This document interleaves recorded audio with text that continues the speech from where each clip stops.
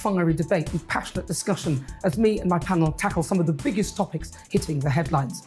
It's a place for everyone's opinion. No one gets cancelled, but no one gets an easy ride. Oh, she's on it today! Be ready for conversations that are fierce, frank, and of course, fun every Saturday and Sunday afternoon from 4 p.m. on GB News, the People's Channel. We are GB News, and we'd like to say thank you to each and every one of you for bringing us your conversations, for helping our great nation find its voice. We are here for you on radio, television, and online, across England, Scotland, Wales, and Northern Ireland. It's not the BBC, you actually get your facts right. We are proud to be GB News, the People's Channel, Britain's news channel.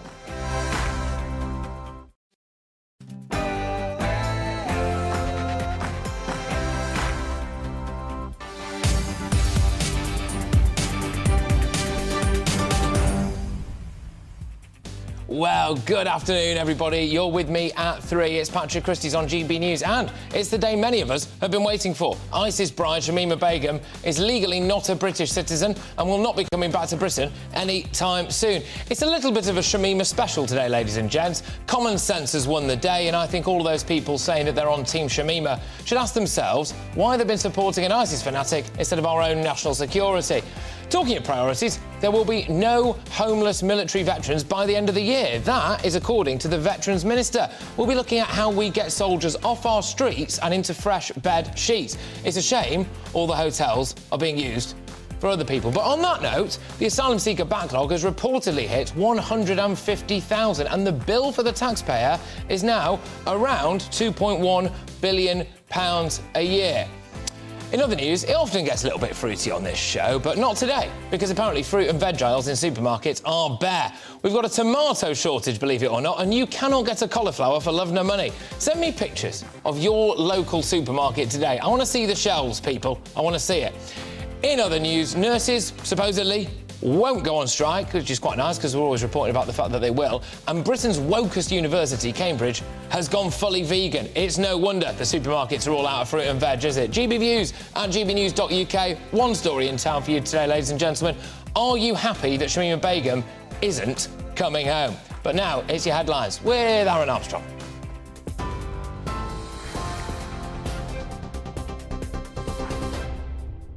Good afternoon to you. It's 3:01. I'm Aaron Armstrong in the GB newsroom. The police regulator has launched an investigation into a welfare check on Nicola Bulley that took place weeks before she went missing. The Independent Office for Police Conduct says it's looking at the contact Lancashire Police had with the mother of 2 on January the 10th. Her body was recovered from the River Wire on Sunday, more than 3 weeks after she disappeared. An inquest into her death has heard the 45-year-old was identified by her dental records. The Prime Minister's facing renewed pressure to strike a deal on the Northern Ireland Protocol.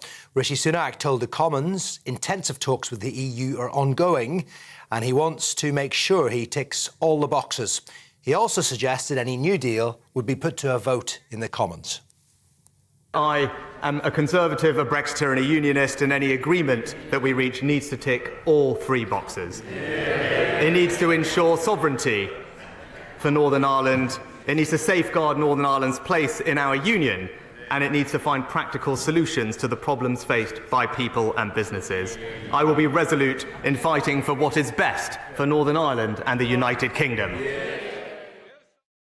Sir Keir Starmer says Labour will support the Brexit trade arrangement, but he's criticised the delays, suggesting Tory division is partly to blame. Everyone knows the basis of this deal has been agreed for weeks, but it's the same old story. The country has to wait while he plucks up the courage to take on the malcontents, the reckless, the wreckers on his own benches. But I'm here to tell him he doesn't need to worry about that, because we will put country before party and ensure that Labour votes to get it through. Shamima Begum's lawyers say every possible avenue will be urgently pursued to challenge today's ruling, which upholds a decision to remove her British citizenship. The 23-year-old who left the UK to join Islamic State lost her appeal, with her case dismissed on all grounds. The Home Office has welcomed the ruling, but her lawyers say it leaves no protection for a British child trafficked out of the UK. However, the legal commentator Joshua Rosenberg says today's ruling was in accordance with the Home Office's position that since Ms Begum was technically entitled to Bangladeshi citizenship, there's no legal obligation to keep her UK rights. I think it's accepted by everybody that she's now an adult. Bangladesh will not let her in. And that wasn't really the question before the court today. What she came up with in the current hearing was this question of whether she'd been trafficked. What this court decided was that in practice, the Home Secretary's decision was one for him. The judges are not going to second guess the Home Secretary. He, as it was at the time, knew perfectly well the issues of national security. A woman who was obsessed with serial killers has been jailed for life for murdering her on-off boyfriend. Shay Groves will serve at least 23 years in prison. She stabbed the 25-year-old Frankie Fitzgerald in the chest 17 times in July last year. The trial heard Groves tried to portray herself as his victim and used tips from crime documentaries to plan her alibi. Hampshire Police Detective Chief Inspector Rod Kenny has said her actions have left a void for Frankie's family. We're pleased with the jury's verdict, and the sentence will ensure that Groves spends a significant period of time in prison for what she has done. Nothing can fill the void that has been left in the lives of those who knew Frankie, and our thoughts remain with his family, friends and loved ones. A key figure in a major criminal network smuggling illegal immigrants in the back of lorries has been jailed. A Vietnamese national, Hai Duan Ly, orchestrated a series of operations from his flat in Birmingham. The National Crime Agency says Ly was the UK linchpin for a wider network responsible for smuggling hundreds of fellow Vietnamese across the Channel. He's been sentenced to 7.5 years in prison. Ambulance and health workers will strike on the 8th of March, with Unison announcing talks with the government have failed. Meanwhile, the Royal College of Nursing's initially paused next week's 48-hour walkout to negotiate with the Health Secretary. The government says a 3.5% pay rise is affordable, but the union wants 5% above inflation rise. A new CCTV footage has been released of a missing aristocrat and her partner as police renew their appeal to find them. Constance Martin, convicted sex offender Mark Gordon and their newborn baby were last seen on the 8th of January in Newhaven in Sussex. Video shows the couple walking near a petrol station wearing big coats and carrying large bags. Authorities believe they've been sleeping rough and are concerned about the baby's welfare. And the Queen Consort has missed a visit to a food redistribution charity. She continues to recover from COVID. King Charles made a solo trip, meeting the Felix Project volunteers in East London this morning. The charity received a personal donation from the King to help tackle both food waste and poverty. Buckingham Palace says the Queen Consort's making an excellent recovery and is resting ahead of a busy schedule of royal engagements. This is GB News. We'll bring you more as it happens. Now back to Patrick.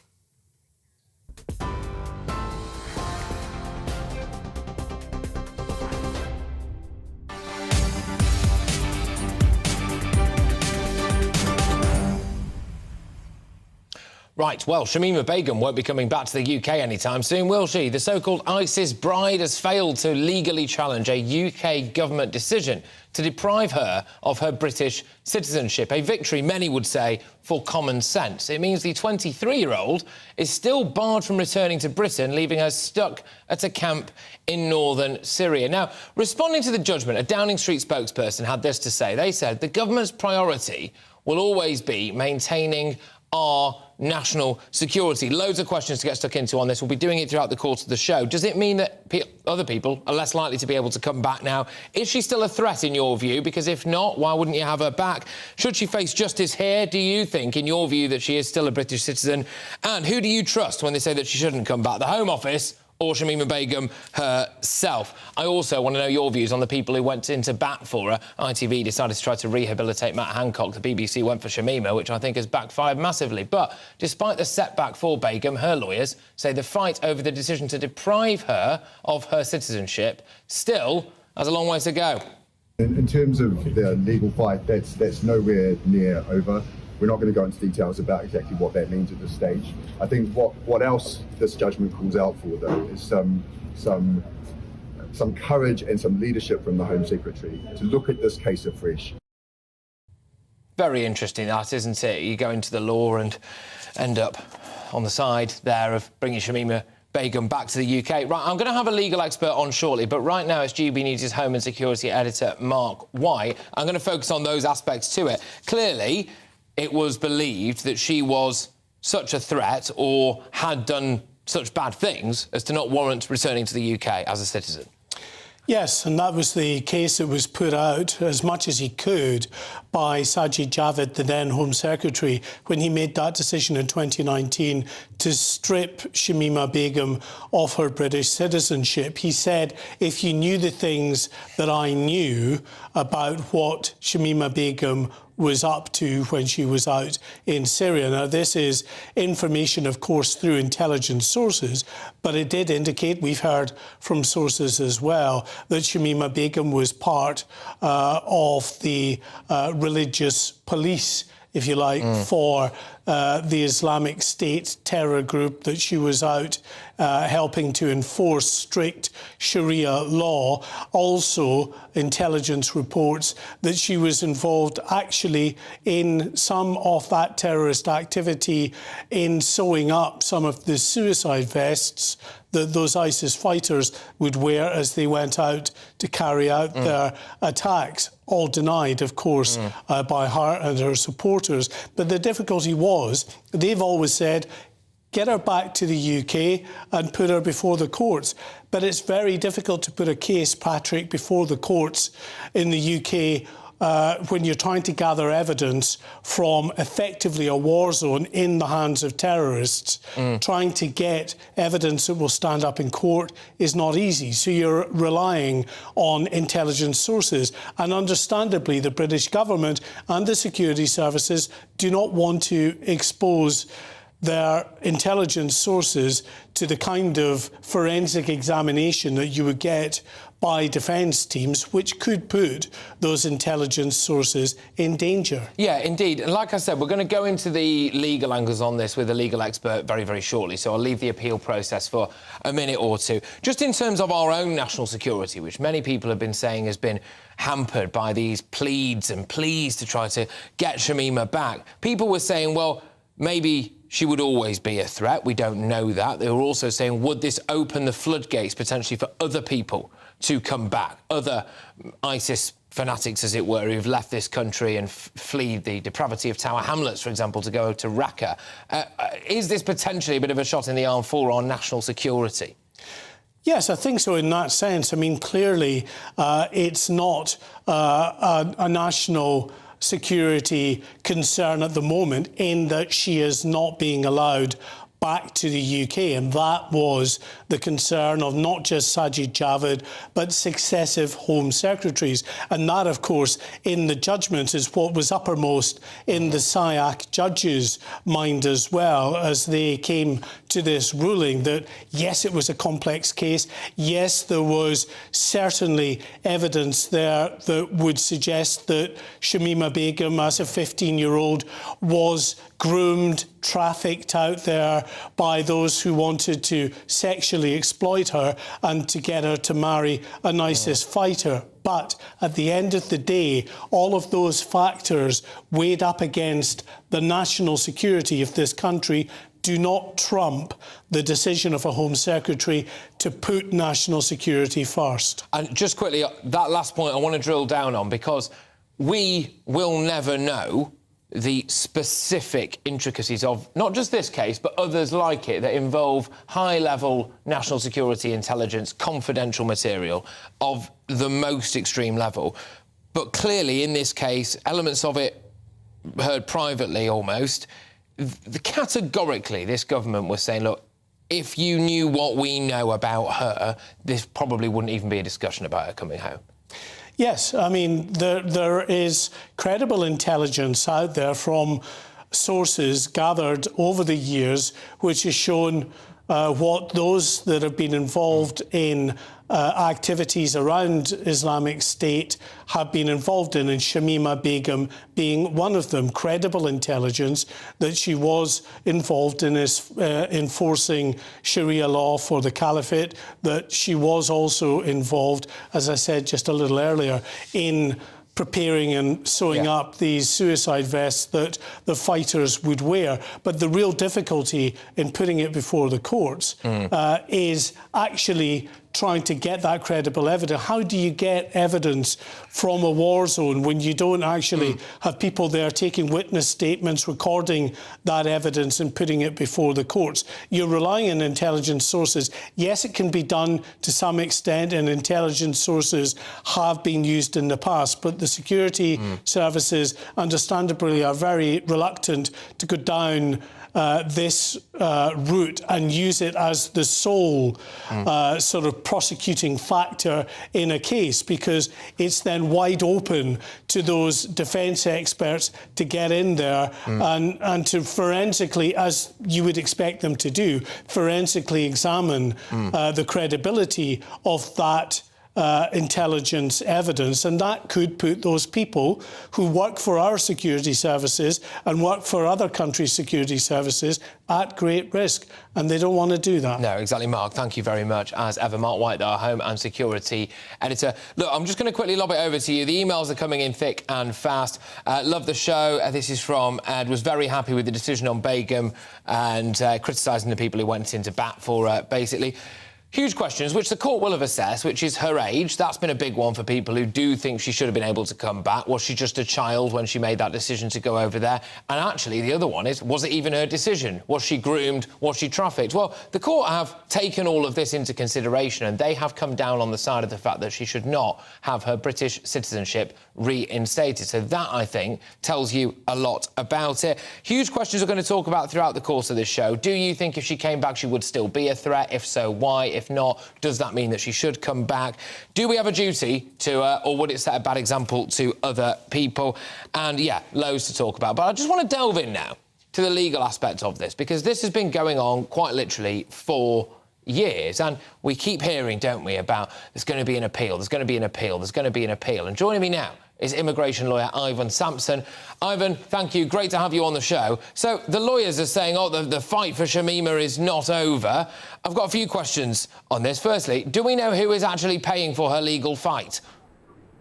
As far as I'm aware, and I don't know the definitive answer, but as far as I'm aware, from my friends who are the Chamber's acting for her, it's being funded by legal aid as far as I'm aware, but don't quote me on that. No, that's fine. So, hypothetically, if it is legal aid, then the British taxpayer potentially is paying for Shamima Begum's legal aid. If it is, yes. If it is, yes. Well, that's interesting to kick us off with. Moving forward, what now? What could the legal process for Shamima be? Well, look, she had 9 grounds of appeal, 7 were technical. I just read the judgment this morning, the summary of the judgment. There's a much bigger full judgment, which I'll read in due course.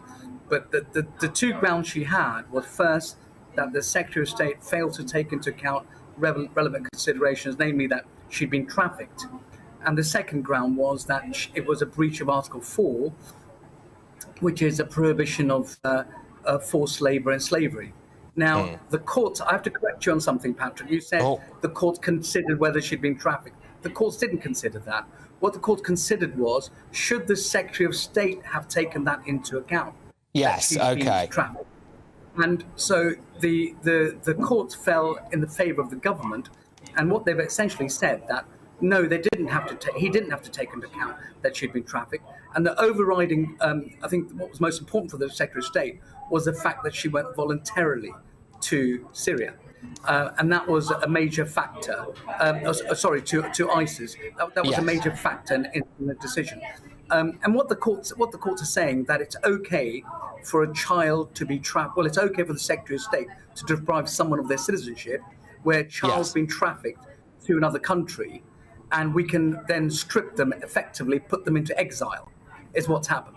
Yes. No, look, thank you for that nuance, actually, because you are absolutely right. There says that there was a credible suspicion that Begum was trafficked for sexual exploitation, etc., and that was in relation, obviously, to the decision that, or the weight that the Home Secretary did decide to give to that when it came to making their decision. So, yes, important clarification there, and well made. But how long could this drag on for now? Shamima Begum is in some kind of camp somewhere. Could she just remain there indefinitely now, or what's the process that's going to take place? Am I still going to be sitting here in 2 years' time talking about this? Well, many other countries, as you know, Patrick, have repatriated their citizens and then either prosecuted them or kept them under surveillance. But there is an appeal process. From SIAC, it goes to the Court of Appeal. And so her team will have 21 days in which to appeal this. Now, I'm not sure whether court granted permission to appeal. I've got to read the full judgment to read that part. But even if they didn't, they can still do that. They can still appeal to the Court of Appeal. Yeah, now, one of the things I'm quite keen to pick up on is the fact that people initially were saying, well, look, she was a child, and they were saying, well, she's a British citizen and she should face justice over here. And that she was trafficked, etc. And now that these things potentially have just been dampened somewhat, I suspect one of the big things that they're going to go off, the people who are desperate to have Shamima Begum back in this country, is, well, look at all the other countries, look at what they're doing, and Britain is now an outlier by not allowing Shamima Begum back. Just explain to me the international state of play. I believe that Spain recently has allowed a wave of returning ISIS people back. But although my understanding is that a lot of them are children, which would indicate they were born over there under the caliphate. But just talk to me about how exceptional Britain is globally in terms of not allowing Shamima Begum back at this stage. It is an exception. And what you're going to have, Britain, what we don't want is a Guantanamo Bay situation where we're acting as keeping people, undesirable people that we say undesirable, in a foreign country. But the difference is that we've actually stripped her of her citizenship, whereas the other countries haven't, and there's a big distinction there. So I think what's interesting is she didn't give evidence. And that was quite interesting from her legal team, that she could have potentially given evidence via internet, via Zoom or Teams or whatever, but she didn't. And that's quite interesting. OK, all right. OK, well, interesting in the sense that they obviously didn't want her to do it, which implies that there's a reason behind that, is what you get to quickly. Well, I think the court was saying that it was difficult to arrange an internet in from Syria, but I find that difficult to believe. OK, all right, Ivan, thank you very, very much. Ivan Sampson there, who's, of course, an immigration lawyer. Now, look, we're moving on from that shortly, but get your views coming in and read into that what you will, ladies and gentlemen, about the fact that they did not allow, or kind of facilitate is a better word, isn't it? They didn't facilitate Shamima Begum actually giving evidence there. What does that imply about how they potentially thought she would come across? But we're moving on now. Two organised criminals at the centre of a major people smuggling ring have been sentenced for attempting to smuggle Vietnamese nationals into the UK in the backs of lorries. The National Crime Agency was able to disrupt the gang, which was part of a much wider and highly organised smuggling network. Despite the recent focus on the small boats crisis, authorities say the use of lorries and other vehicles to smuggle illegal immigrants remains a significant problem. Well, he's back again, people. Our Home and Security editor, Mark White, has this report for us. These officers from the National Crime Agency are about to take down a major people smuggling ring. An organised crime group operating from this address in Birmingham, responsible for smuggling illegal immigrants into the UK in the backs of lorries. In handcuffs, a leading figure in the conspiracy. Vietnamese national Hai Xuong Le orchestrated the transportation of hundreds of his fellow countrymen and women on at least 7 separate occasions. Le and fellow gang member Habib Basodi are now convicted for their part in a wider people smuggling network, bribing lorry drivers to take illegal immigrants across the English Channel. The National Crime Agency put the gang under surveillance before moving in to disrupt their operation. These Vietnamese were found in the back of one of the lorries authorities intercepted. Those being smuggled were transported through the Channel Tunnel or on cross-channel ferries before being met by other members of the crime gang in the UK. These two individuals, for us as an agency, we would view this as an excellent result, because investigating organised immigration crime is not easy to do for a whole host of reasons. But I think that the fact that these two individuals have been found guilty is significant, not only for ourselves as an agency, but the law enforcement community.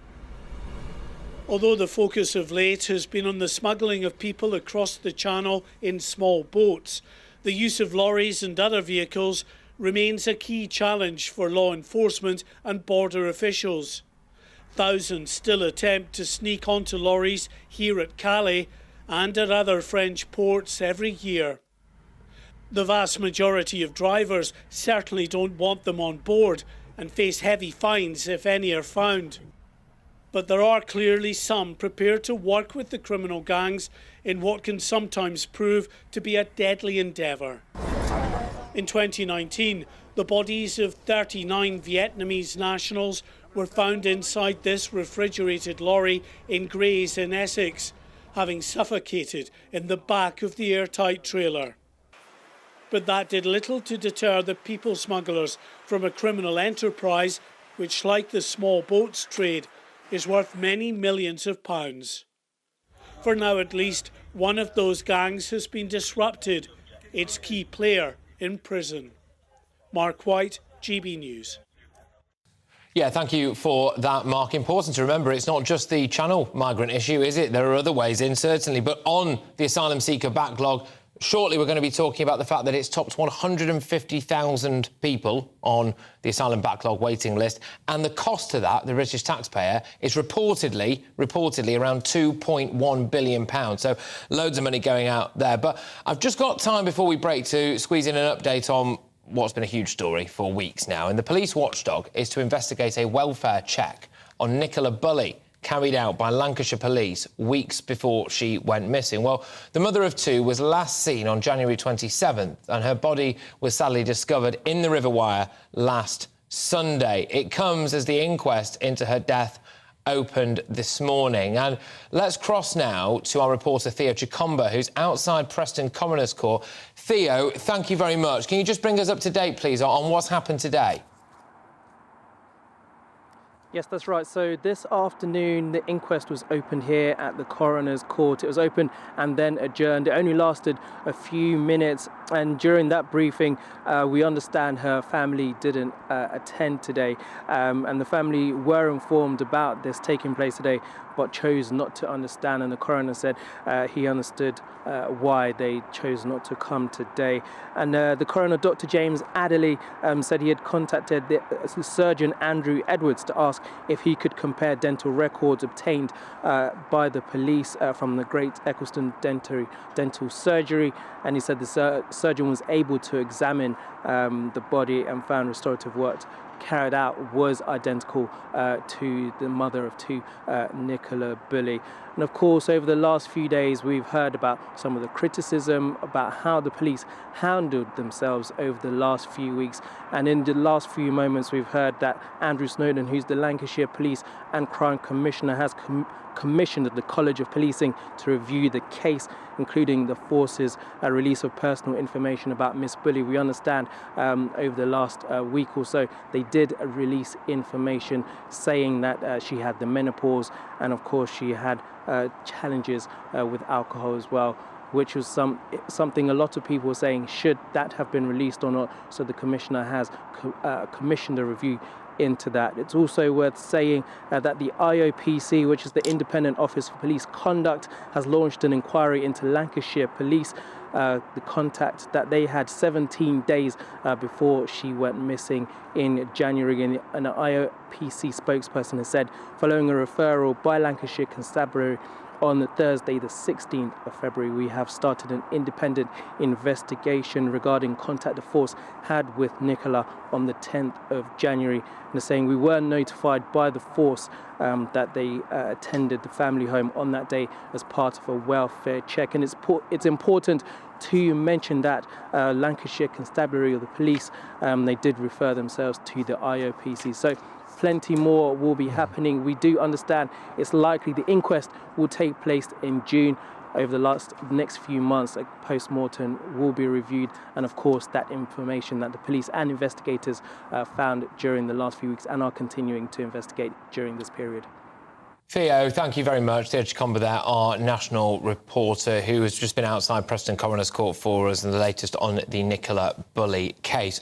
Right, we are moving on from that now, because if you visit a supermarket, you might see rows and rows of empty shelves. No, it's not Eastern Europe during the Cold War. This is the UK in 2023. What on earth is going on? It's bad news, by the way, for anyone who was desperate to have a ratatouille tonight. I'll find out more next.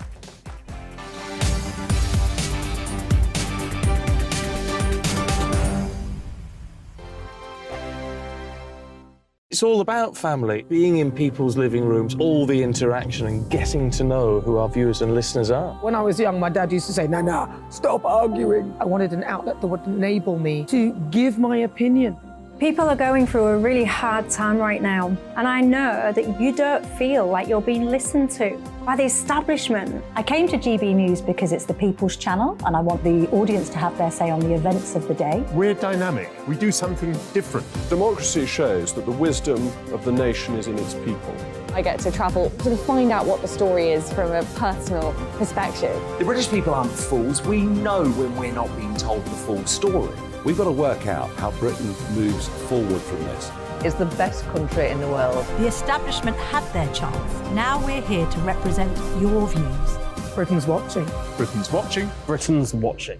We're proud to be GB News. The People's Channel. Britain's news channel. Monday to Thursday, 9 p.m. till 11 p.m. Join me, Dan Wootton. I'll bring you the sharpest takes and hottest debates. Do you not believe in prison? I don't believe in prisons. I'm completely stunned. I guarantee you there'll be no spin, no bias, no censorship. I actually was personally quite offended by it. And no reason to go to bed. So I guess they've always been quite woke. That's Dan Wootton tonight on TV, radio and online. Monday to Thursday from 9 p.m. till 11 p.m. on GB News. The People's Channel, Britain's news channel.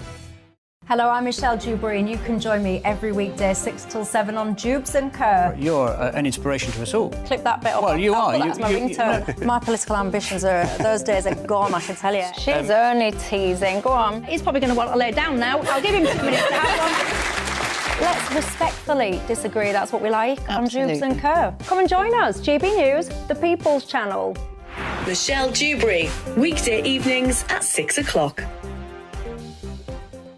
I'm Simon Evans. Join me on GB News for Headliners at 11 p.m. What's the scoop? I'll be joined by 2 of the country's top comedians. That's right. As we take a look at tomorrow's newspapers tonight. We're going to get into trouble. If it's a big story, we'll be covering it. Spill some tea on him. There we go. But we'll also have some fun. I wouldn't stick up a bank.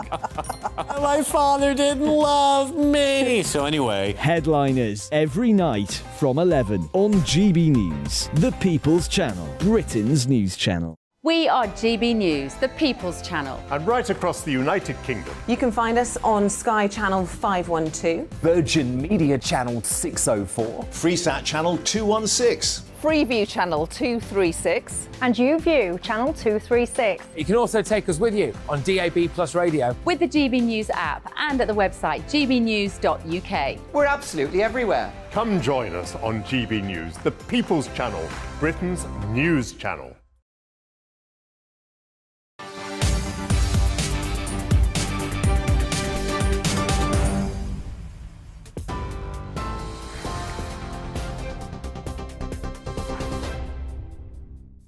Welcome back. It is 3:32. I'm Aaron Armstrong in the GB newsroom. Lancashire Police will be subjected to an independent review over their handling of Nicola Bulley's disappearance. It will focus on the investigation and search, the releasing of personal information about Ms Bulley, and Lancashire Police's communication with the public. Separately, the police regulator has launched an investigation into a welfare check that took place on Nicola Bulley weeks before she went missing. The Prime Minister has said he's a Conservative, a Brexiteer and a Unionist, and any agreement over the Northern Ireland Protocol will have to tick all 3 boxes. Rishi Sunak also suggested MPs will get to vote on any Brexit deal he strikes. Meanwhile, Sir Keir Starmer told the Commons Labour will support the agreement, but he criticised the delays, suggesting Tory division is partly to blame. Shamima Begum's lawyers say her case is nowhere near over and they will urgently challenge today's ruling, which upholds a decision to remove her British citizenship.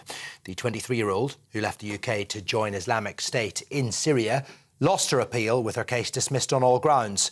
The Home Office has welcomed the ruling, but her lawyers say it leaves no protection for a British child trafficked out of the UK. New CCTV footage has been released of a missing aristocrat and her partner as police renew their appeal to find them. Constance Martin, the convicted sex offender Mark Gordon and their newborn baby were last seen on the 8th of January in Newhaven in Sussex. Authorities believe they've been sleeping in a tent and are concerned about the baby's welfare. TV, online and DAB+ radio. This is GB News. Now it's back to Patrick.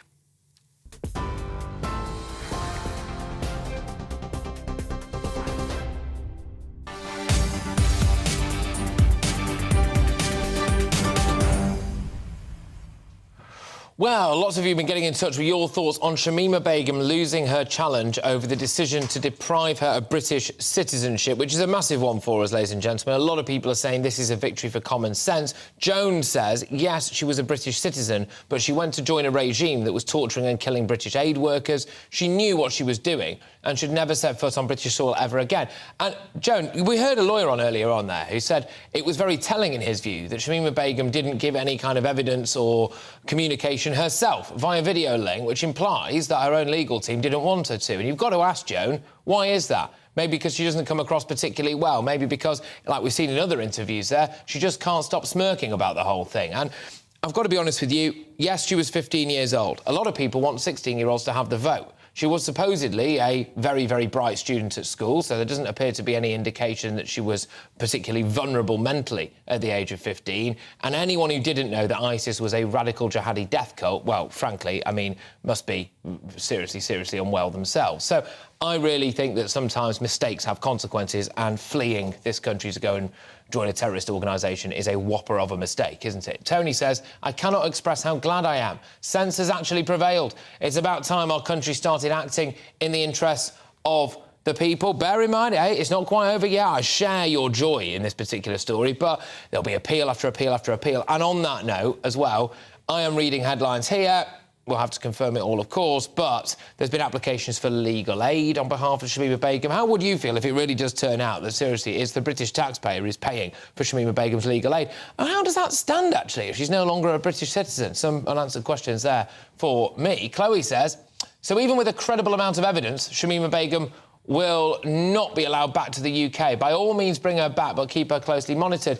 And it's just this, isn't it? With even the amount of evidence that, OK, she was, quotes unquote, groomed and that there was an element of trafficking that took place there, the decision by the Home Secretary to strip her of her citizenship is still believed to be the right one. And I think when you look at it all in the round, and the thing that people don't seem to get, who are essentially shilling for Shamima Begum, which I think is an odd stance to take. All those people who've decided that they want to rehabilitate Shamima's image, you know, put a bit of lipstick on her and a baseball cap and say that, oh, she's normal and Western now.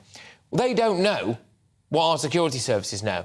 And that's indeed what Sajid Javid said earlier. He said, if you knew what I knew, then this wouldn't even be a discussion. And it's a question then, isn't it, of who do you believe? Now, yeah, I'm pretty sceptical of most things governmental, but I do believe people who've seen the evidence, our intelligence services and our Home Secretary, former Home Secretary, when it comes to whether or not Shamima should be allowed back into Britain. Just one more quick one, I think. William asks, or says even, the salient question about Shamima Begum is this. Who is playing the legal costs? Yeah, there we go. We touched on that, didn't we? Possibly you and me and everyone we know, but we'll drill down into that. Right, massive gear change now, people. We're going to be returning to Shamima throughout the course of this show. It's a big one, but it's not all Shamima, OK? Because we all remember the panic buying at the start of the pandemic, don't we, that saw shelves stripped bare of toilet rolls. By the way, for a virus that didn't make you, you know, why on earth did everyone go around nicking toilet rolls? I found that bizarre. But hand sanitizer, pasta even got taken, didn't it? People were panic buying pasta. But go down to your local supermarket this week and you will see an even more frightening sight. We're running out of tomatoes, OK? Viewers on GB News can see pictures now of what's becoming a familiar story up and down the country, supposedly. And the problem isn't just limited to tomatoes. No, we've got a shortage of cucumbers, lettuce, broccoli, cauliflower, raspberries. Not the raspberries. Supermarkets, including Asda and Morrison's, are even rationing some vegetables, which OK, I do find quite funny. I'm getting emails in from people saying that their supermarket's fully stocked, but clearly not every single one is. Joining me now is Tom Holder from the British Retail Consortium. Tom, thank you very much. This shortage of cauliflower, which apparently you can't get for love nor money, and tomatoes, some people would say, just don't have your ratatouille tonight, lads. How bad is it? Well, there's clearly an issue. I think the most affected items are the salad vegetables, so your tomatoes, your cucumbers, your lettuce, peppers, things which have been imported in from Spain or sometimes Morocco. And because of poor weather over there and that disruption in the supply chain, we found that there are some gaps on the shelves, not everywhere. Some people are perfectly able to get that. To combat that, retailers are looking around trying to find alternative sources for those salad vegetables which aren't yet in season in the UK. Just to bridge that gap until we move back into UK growing season, we see UK tomatoes and cucumbers back on the shelves. Some have implemented some limits to how much people can buy. I don't really think that that's, worries about panic buying. I think the main concern there is that potentially restaurants or cafes who can't get cucumbers and salads from their normal supplier are sort of going down their local supermarket and buying a lot, which is perhaps limiting what's available for ordinary customers and consumers at home. Yeah, it does appear to be very much a mixed bag, OK? Henry's just got on to me. I've just come back from Sainsbury's. Other shops are available. Henry as well. Plenty of fruit and veg, no shortage here. I mean, look, is this a little bit of much ado about nothing? There's been issues in the supply chain that are out of our control in places like Morocco, for example, and just for a few weeks we might have to have one less cucumber on our plate. So I think, people need to be a little bit patient. It's obviously, not ideal. It's sort of a miracle that, over the last few decades, we've become used to having tomatoes all year round or cucumbers all year round. That's not something that is, traditionally used to happen when we'd eat more seasonal vegetables. So perhaps, for the next few weeks, people will be eating a little more in-season British produce. But, those things are available, and we just ask people to be patient, particularly with retail workers who, aren't to blame for shortages caused by weather in Morocco. Be patient, be kind, and it will be back on the shelves as soon as possible. So just to say as well, Maggie's in touch. Thank you. It's kicked off this, actually. Maggie says, looks as though everyone's keeping their heads in South Wales, which is good. Well done, the people of South Wales. No panic buying of veg in South Wales, ladies and gentlemen. Their Morrison's is in stock. You would urge people to just remain calm.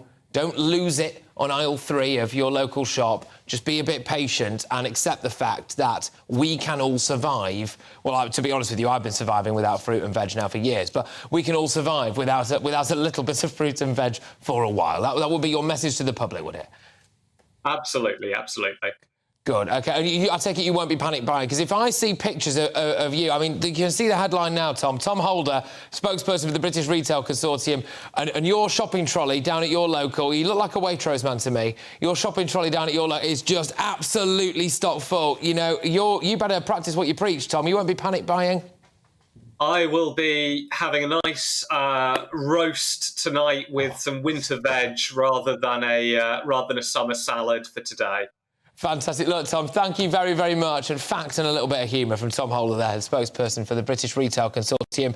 Very much a message there to remain calm, ladies and gentlemen. Do not panic. But, yes, we're moving on. So we've been talking about the day's big news, OK? And it's Shamima Begum, who has failed in her appeal against losing her UK citizenship.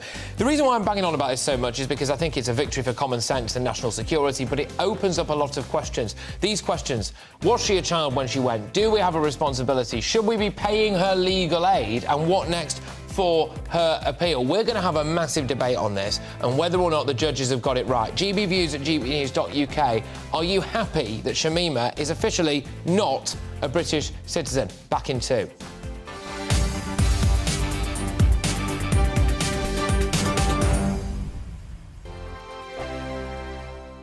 We are GB News, the People's Channel. And right across the United Kingdom. You can find us on Sky Channel 512, Virgin Media Channel 604, Freesat Channel 216, Freeview channel 236. And YouView channel 236. You can also take us with you on DAB Plus Radio. With the GB News app and at the website gbnews.uk. We're absolutely everywhere. Come join us on GB News, the People's Channel, Britain's news channel. Join me every Sunday at 6 p.m. for Gloria Meets. In exclusive interviews, I'll be finding out who our politicians really are and what they really think. It's something that you would never want anyone to suffer. I didn't know what channels there were. B, I didn't think I'd be believed. I must have weighed about 7 stone and I'm 5'8". My instincts was to sort of cover this up. I mean, clearly that was a mistake. Join me every Sunday at 6 p.m. on GB News, the People's Channel, Britain's news channel. Monday to Thursday on GB News, it's Bev Turner Today from 10 a.m. We're going to be here for you, our GB News family, to keep you up to date, but also make you smile. There's a guy who went from puberty to adultery. And I can't wait to bring a few of my own opinions. I have no time for cultural totalitarianism. We'll engage in passionate, but always polite debate, with your thoughts and opinions at the centre of it all. Only on GB News, the People's Channel, Britain's news channel. Hello, I'm Michelle Dewberry, and you can join me every weekday 6 till 7 on Jubes and Kerr. You're an inspiration to us all. Clip that bit up. Well, you are. That's my ringtone. My political ambitions are, those days are gone, I can tell you. She's only teasing. Go on. He's probably going to want to lay down now. I'll give him 2 minutes to have one. Let's respectfully disagree. That's what we like on Jubes and Kerr. Come and join us. GB News, the People's Channel. Michelle Dewberry, weekday evenings at 6 o'clock. Tonight, a special edition of Farage. In her first TV interview as Home Secretary, Suella Braverman tells GB News she's proud to be British. I think there is a tendency to apologise and be a bit shy about our greatness. She vows to stem the tide of small boats crossing the channel. We need to ensure that we fix this problem of illegal migration. The Home Secretary says she won't sell out Northern Ireland and she's not afraid of controversy. Suella Braverman talks exclusively to me, Liam Halligan. Tonight on Farage, GB News at 7 p.m.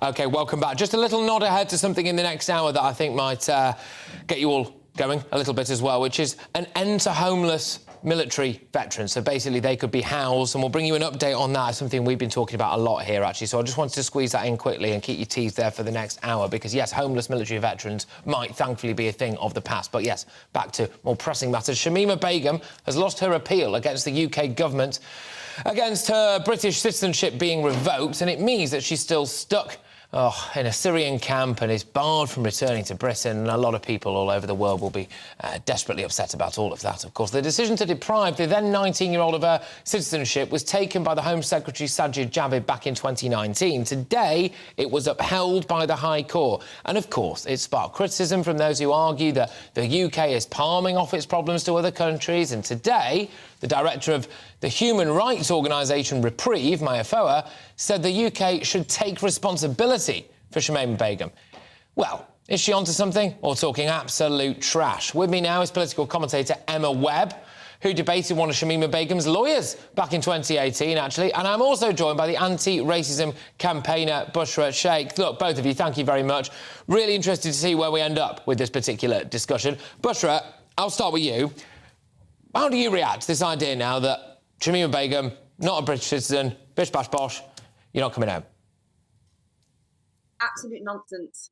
Probably the worst decision that they could make today. And because there are two different factors at play at the moment. One is the fact that she was this ISIS bride that went over there, potentially an extremist, groomed online. And then you've got another side of it, which is huge implications for millions of people in the UK that potentially could be stripped of their own British rights if they inherently have family and parents that come from another country. This is a huge discussion.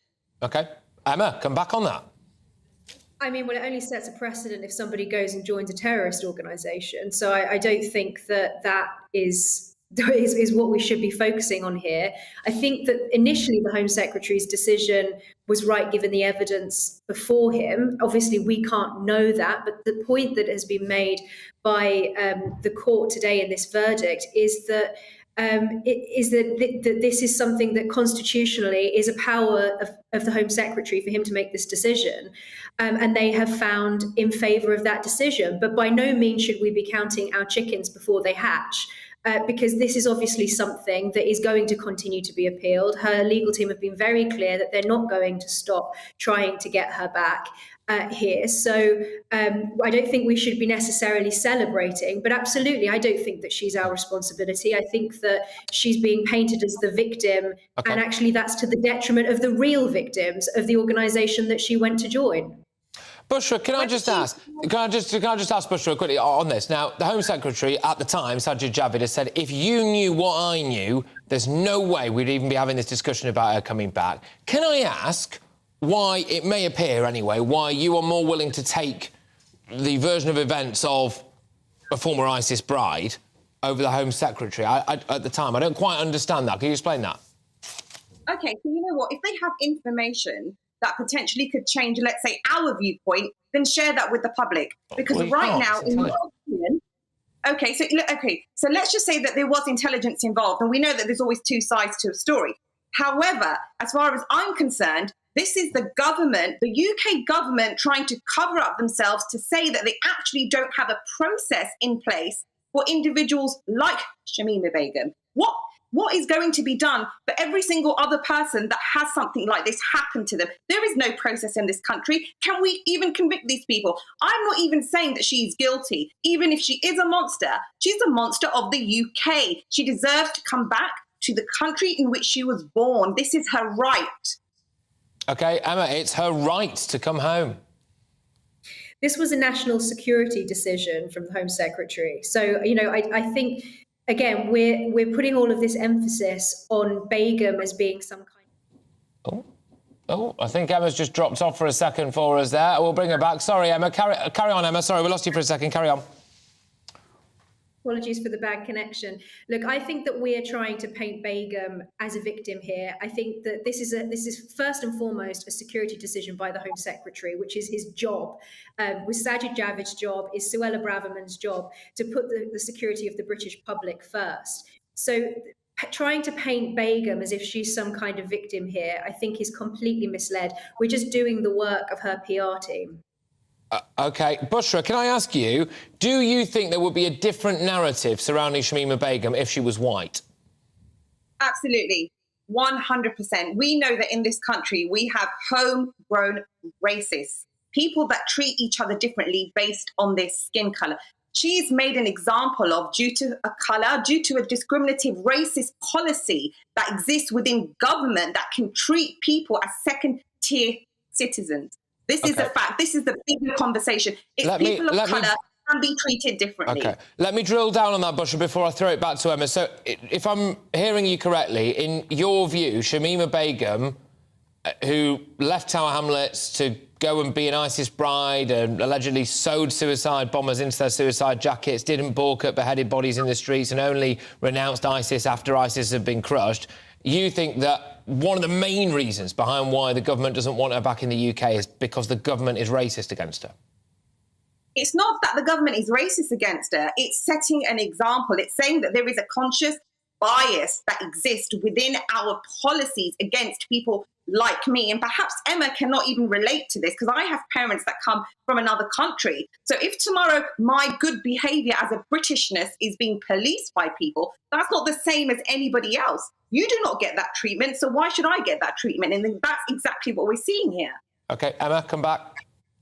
I think the argument that this is a racist decision is patently ridiculous because you just have to look at the fact that Jack Letts, who is a white man who was stripped of his citizenship, he's a dual Canadian citizen. So it's obviously patently ridiculous. If anything, actually, the whole narrative here is sexist because it's going light on Begum because she's a woman. Because if she were a 15-year-old boy who'd gone to be a fighter for Islamic State, then we certainly wouldn't be trying to paint her as the victim in exactly the same way. The issue here is that if we bring her back here, to try her, we won't be able to convict her, because the sort of evidence that you can collect from a war zone, it will not be admissible in court, be very unlikely to secure a conviction. And that has been the case across the board with foreign fighters who have returned. So this is putting the security of the British public first. It absolutely has nothing to do with racism. Emma, I'll stick with you. Well, go on, carry on, Bushra, actually. Carry on. You two got it, yeah. Go on, Bushra. No, I was just going to say to Emma, explain to me how you think she's actually a threat to the UK public. Like, explain that. She should come back here. This is where she was born, get trialled here and have a justice system that she deserves. We do that to paedophiles, to murderers. We even give them the opportunity of rehabilitation. But for some reason, when it comes to Shamima Begum, everybody wants to have these double standards in this country. And you are exactly the person who I'm speaking to. Go on then, Emma. Final word to you on this. This is specifically a problem with convicting returning foreign fighters. We would be very unlikely to secure a conviction and to get justice here. This is a decision by the Home Secretary. Of course, we can't have the information available to us.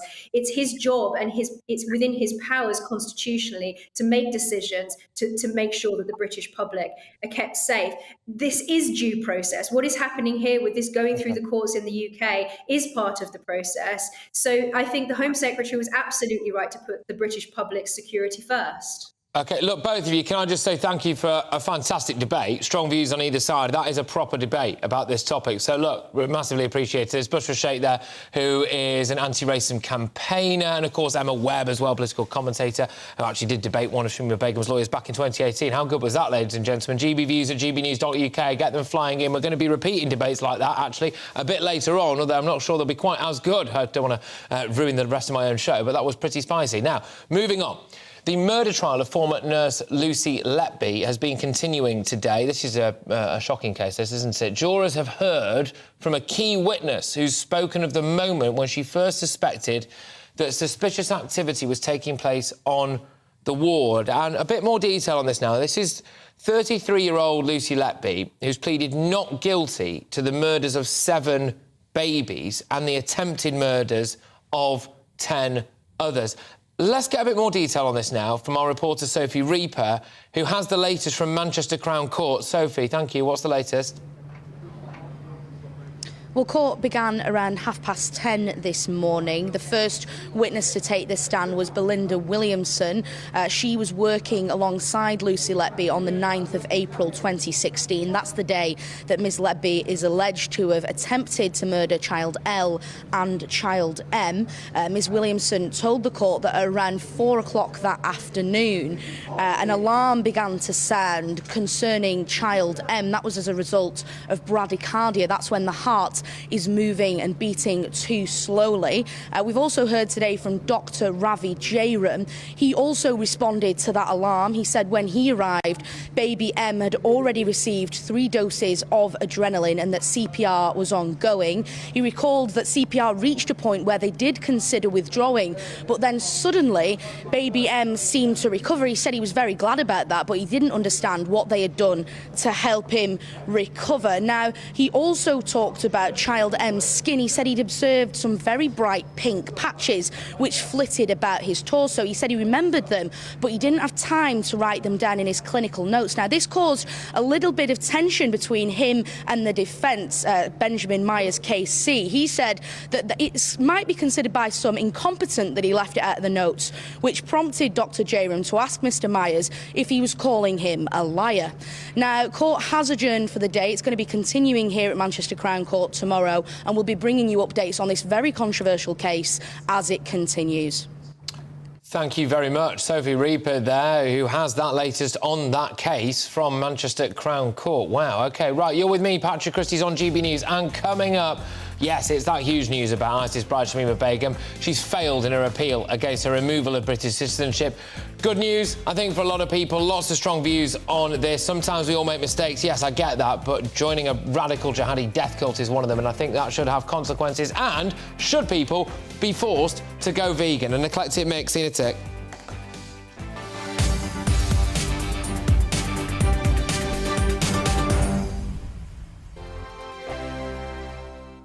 First and foremost, I am a GB News fan, and I was before I was working here. Just love the fact that we're asking the questions that a lot of establishment media won't ask. With a bit of a twist, we not only want to inform you, but we want to keep you entertained. It's worth the drive because you get in and the team's all ready and waiting, they're itching to go, and it's a proper little family. GB News is the People's Channel. It's the audience that makes the programme sing. We're giving our viewers and our listeners a voice.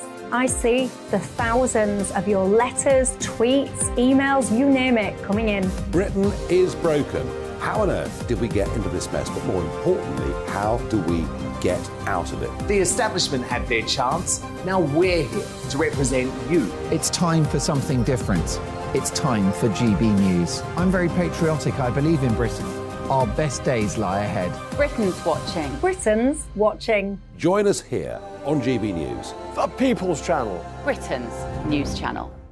We are GB News, right across the nation. You can get us on television, on radio, on digital. We're absolutely everywhere. Amazing. You see, amazing. You remind me of me in the European Parliament. But here's the most important bit. We are not part of the mainstream establishment. We think and speak just like you do. We are the People's Channel. Magnificent. That's really, really thoughtful. Come and join us on GB News, the People's News Channel.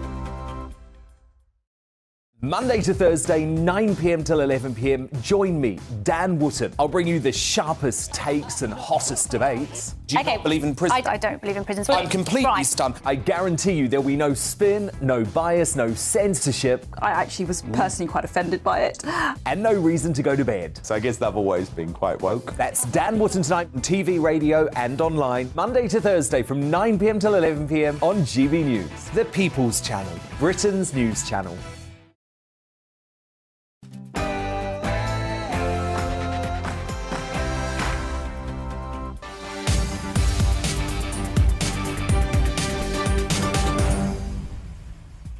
It's 4 o'clock. You're with me, Patrick Christys, on GB News, and I am with you for a rip-roaring hour, ladies and gentlemen. It's the day that many of us have been waiting for. ISIS bride Shamima Begum is legally not a British citizen and will not be coming back to Britain anytime soon. We've got a bit of a Shamima special today. Common sense has won the day, and I think all of those people saying that they're on Team Shamima should ask themselves why they've been supporting an ISIS fanatic instead of our own national security. Talking of priorities, there will be no homeless military veterans by the end of this year. That's according to the Veterans Minister. We'll be looking at how we can get our soldiers off our streets and into nice, fresh bed sheets. It's a shame, though, of course, isn't it, that a lot of the hotels are full. On that note, the asylum seeker backlog has reportedly hit 150,000 people, and the bill for the taxpayer is a whopping £2.1 billion a year. Yeah, get a load of that. Now, it often gets a bit fruity on this show, doesn't it? But not today. Not today. Because apparently fruit and veg aisles in supermarkets are bare. We've got a tomato shortage. You can't get a cauliflower for love nor money. Send me pictures of your local supermarkets, because a lot of you have been getting in touch to say this is absolute nonsense. In other news, nurses won't go on strike, makes a change, doesn't it? And Britain's wokest university, Cambridge, has gone fully vegan, essentially going to force people to be vegan. So no wonder the supermarkets are out of fruit and veg. GB Views at gbnews.uk, big one for us today. Are you happy that Shamima Begum isn't coming home? GB Views at gbnews.uk. But right now, it's your headlines with Polly Middlehurst.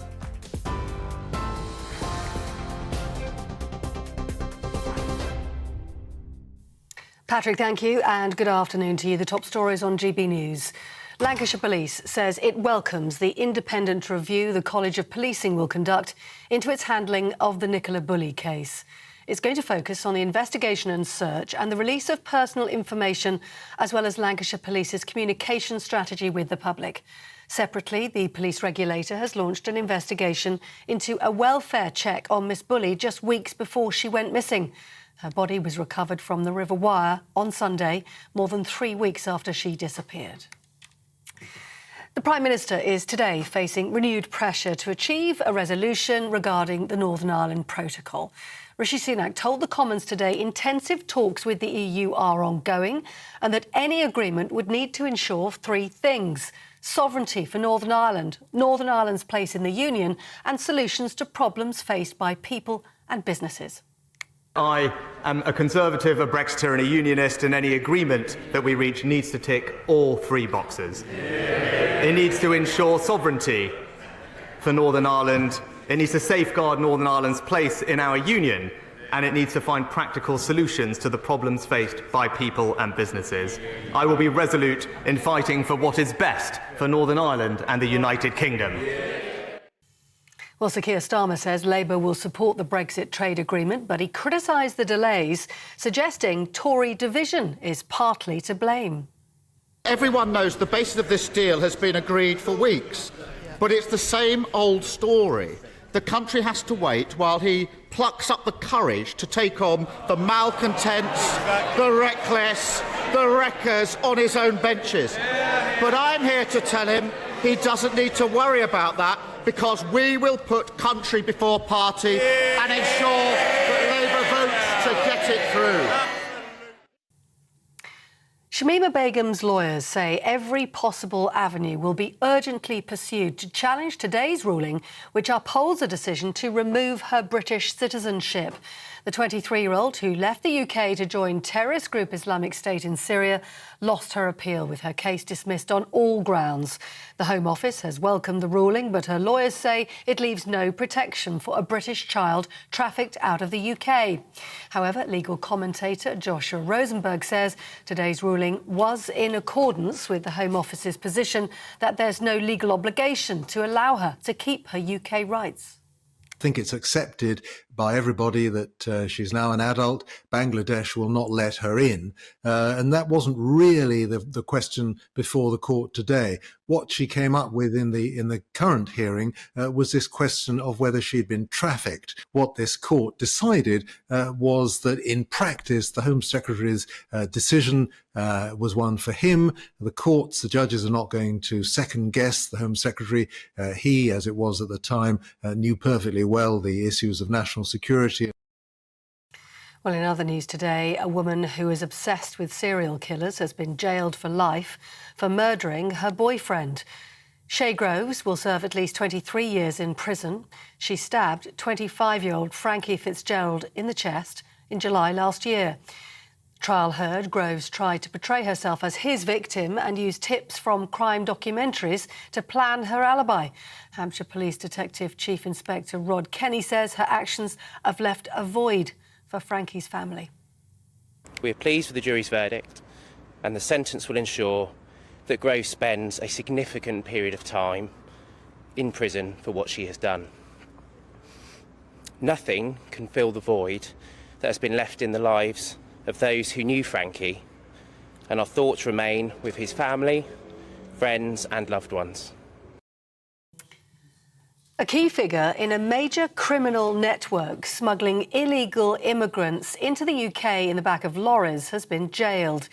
Vietnamese national Hai Duan Le orchestrated a series of operations from his flat in Birmingham. The National Crime Agency says Le was the UK linchpin for a wider network responsible for smuggling hundreds of Vietnamese people across the Channel. He's been sentenced to 7.5 years in prison. Ambulance and health workers will strike on March the 8th, with Unison announcing talks with the government have failed. Meanwhile, the Royal College of Nursing has initially paused next week's 48-hour walkout to negotiate with the Health Secretary Steve Barclay today. The government says a 3.5% pay rise is affordable, but the union wants 5% above inflation. The Queen Consort has had to miss a visit to a food redistribution charity as she continues to recover from COVID. King Charles made the solo trip, meeting the Felix Project volunteers in East London this morning instead. The charity received a personal donation from the King to tackle both food waste and poverty. Buckingham Palace says the Queen Consort, though, is making an excellent recovery and is resting ahead of a busy schedule of royal engagements. You're up to date on GB News. Now back to Patrick.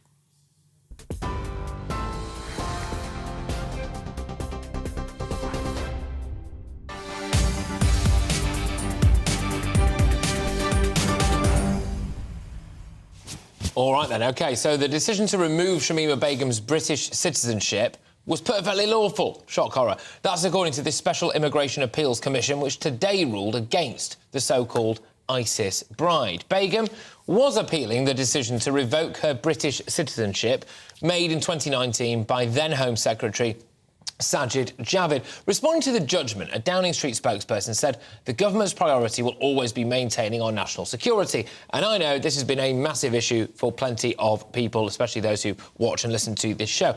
They were saying it's a question of national security. Why should we let anyone back, even if there's just a whiff of a potential threat going forward? But in a nod to further possible appeals, Shamima Begum's legal team said the fight over the decision to revoke her citizenship still, believe it or not, has a long way to go.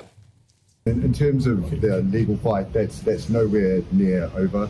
We're not going to go into details about exactly what that means at this stage. I think what else this judgment calls out for, though, is some courage and some leadership from the Home Secretary to look at this case afresh. Well, what I think is fascinating, given the fact that there might end up being more and more legal processes here, is a question of who's actually paying the legal bill, isn't it? And from what I can read online at the moment, various different news outlets reporting as far back as 2020 that potentially that is legal aid, which would imply, wouldn't it, that that is the taxpayer, which I think will get a lot of you going. I'm going to be asking you throughout the course of the show how you feel about the fact that Shamima Begum not coming home anytime soon. Good news for you.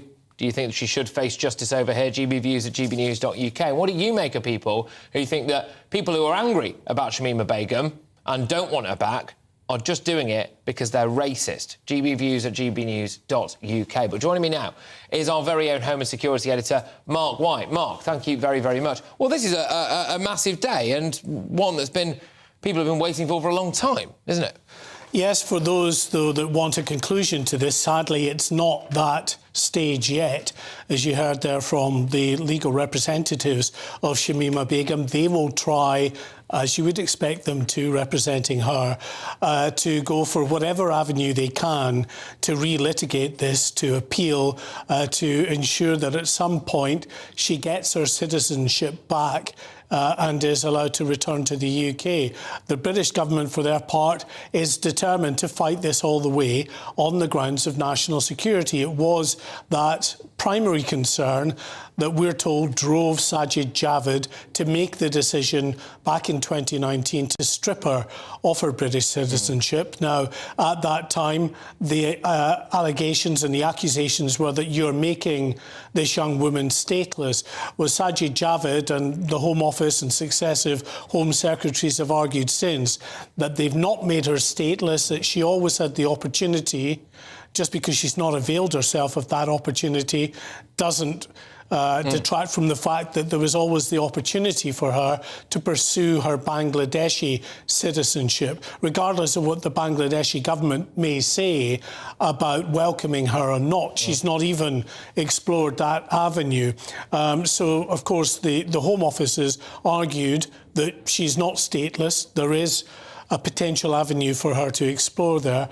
And in their ruling, the Special Immigration and Appeals Commission, they said it was very complex. There were certainly some factors and issues that pointed in the direction of a young woman who was influenced and radicalised online, that may have been trafficked in some way towards heading out to Syria for sexual exploitation to marry an ISIS fighter. But at the end of the day, that didn't trump those concerns over the possibility she may have been trafficked, did not trump a Home Secretary's ability, really, to weigh up that national security issue and the protection of the public. Well, that's a key point, because there's a lot of people who are saying, well, look, she should come back and face justice. And some people would argue, and potentially I'll be one of them as well, which is that there appears to be this bizarre queue of people who are very willing to just completely swallow Shamima's story here and say, well, look, you know, she was vulnerable. What Sajid Javid has been adamant about, who was then Home Secretary, and what presumably will have been heard behind closed doors at times throughout the course of this legal process, is that if we know what our security services know about Shamima Begum, there wouldn't even be a question about whether or not she should be allowed to come back.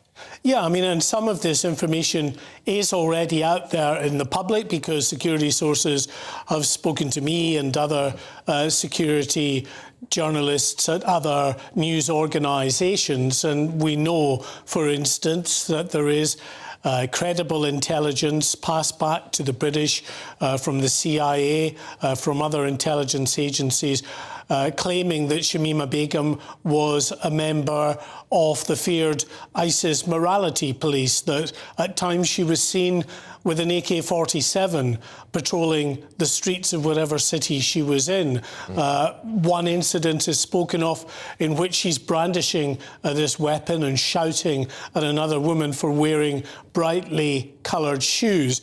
There's also intelligence out there suggesting that she played a more fundamental part in some of the terrorist activity that ISIS was involved in, actually sewing these suicide vests onto ISIS fighters so that they wouldn't be able to free themselves from these suicide vests. The only way out of them is, of course, to detonate these vests in a suicide bombing.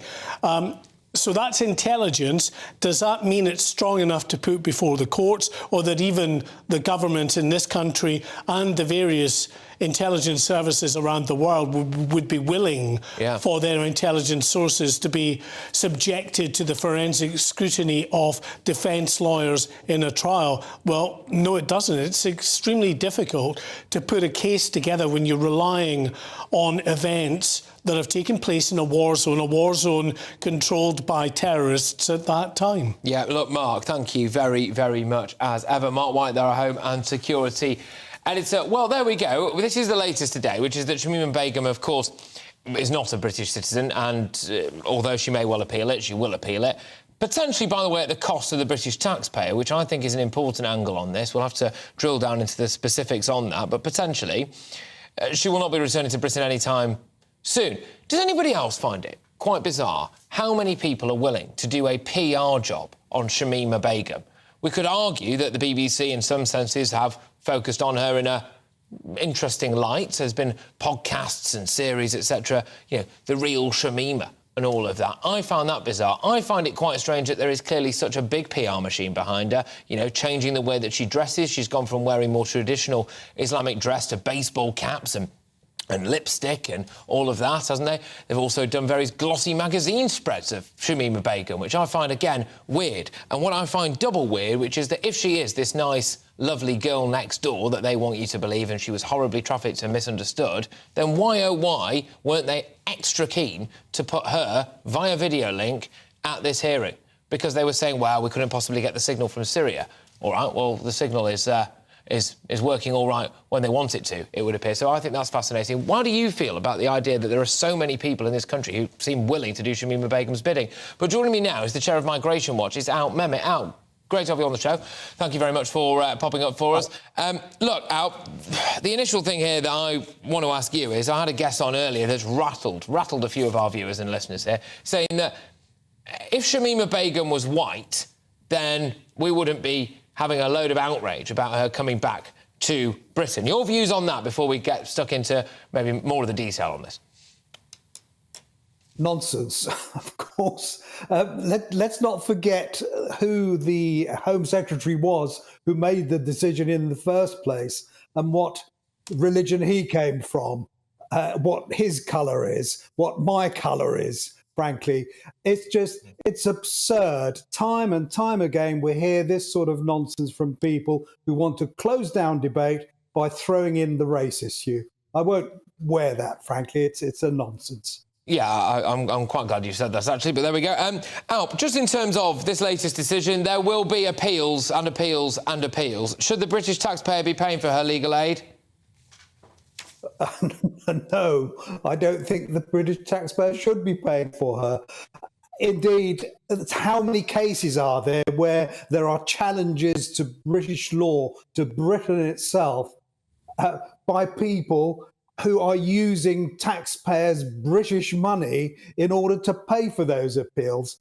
It's the sort of thing that people find very difficult to understand or grasp, frankly.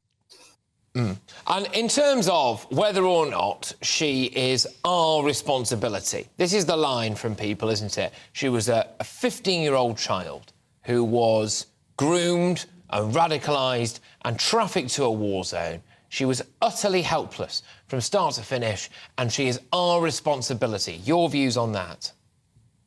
I don't buy that, Patrick, I'm afraid. And I have to say, when all this first started, being a grandfather and having granddaughters of that sort of age, 15 years old, I thought, well, wait a minute, you know, there are wayward youngsters, there are those who are misled, there are those who make these decisions really without thinking them through.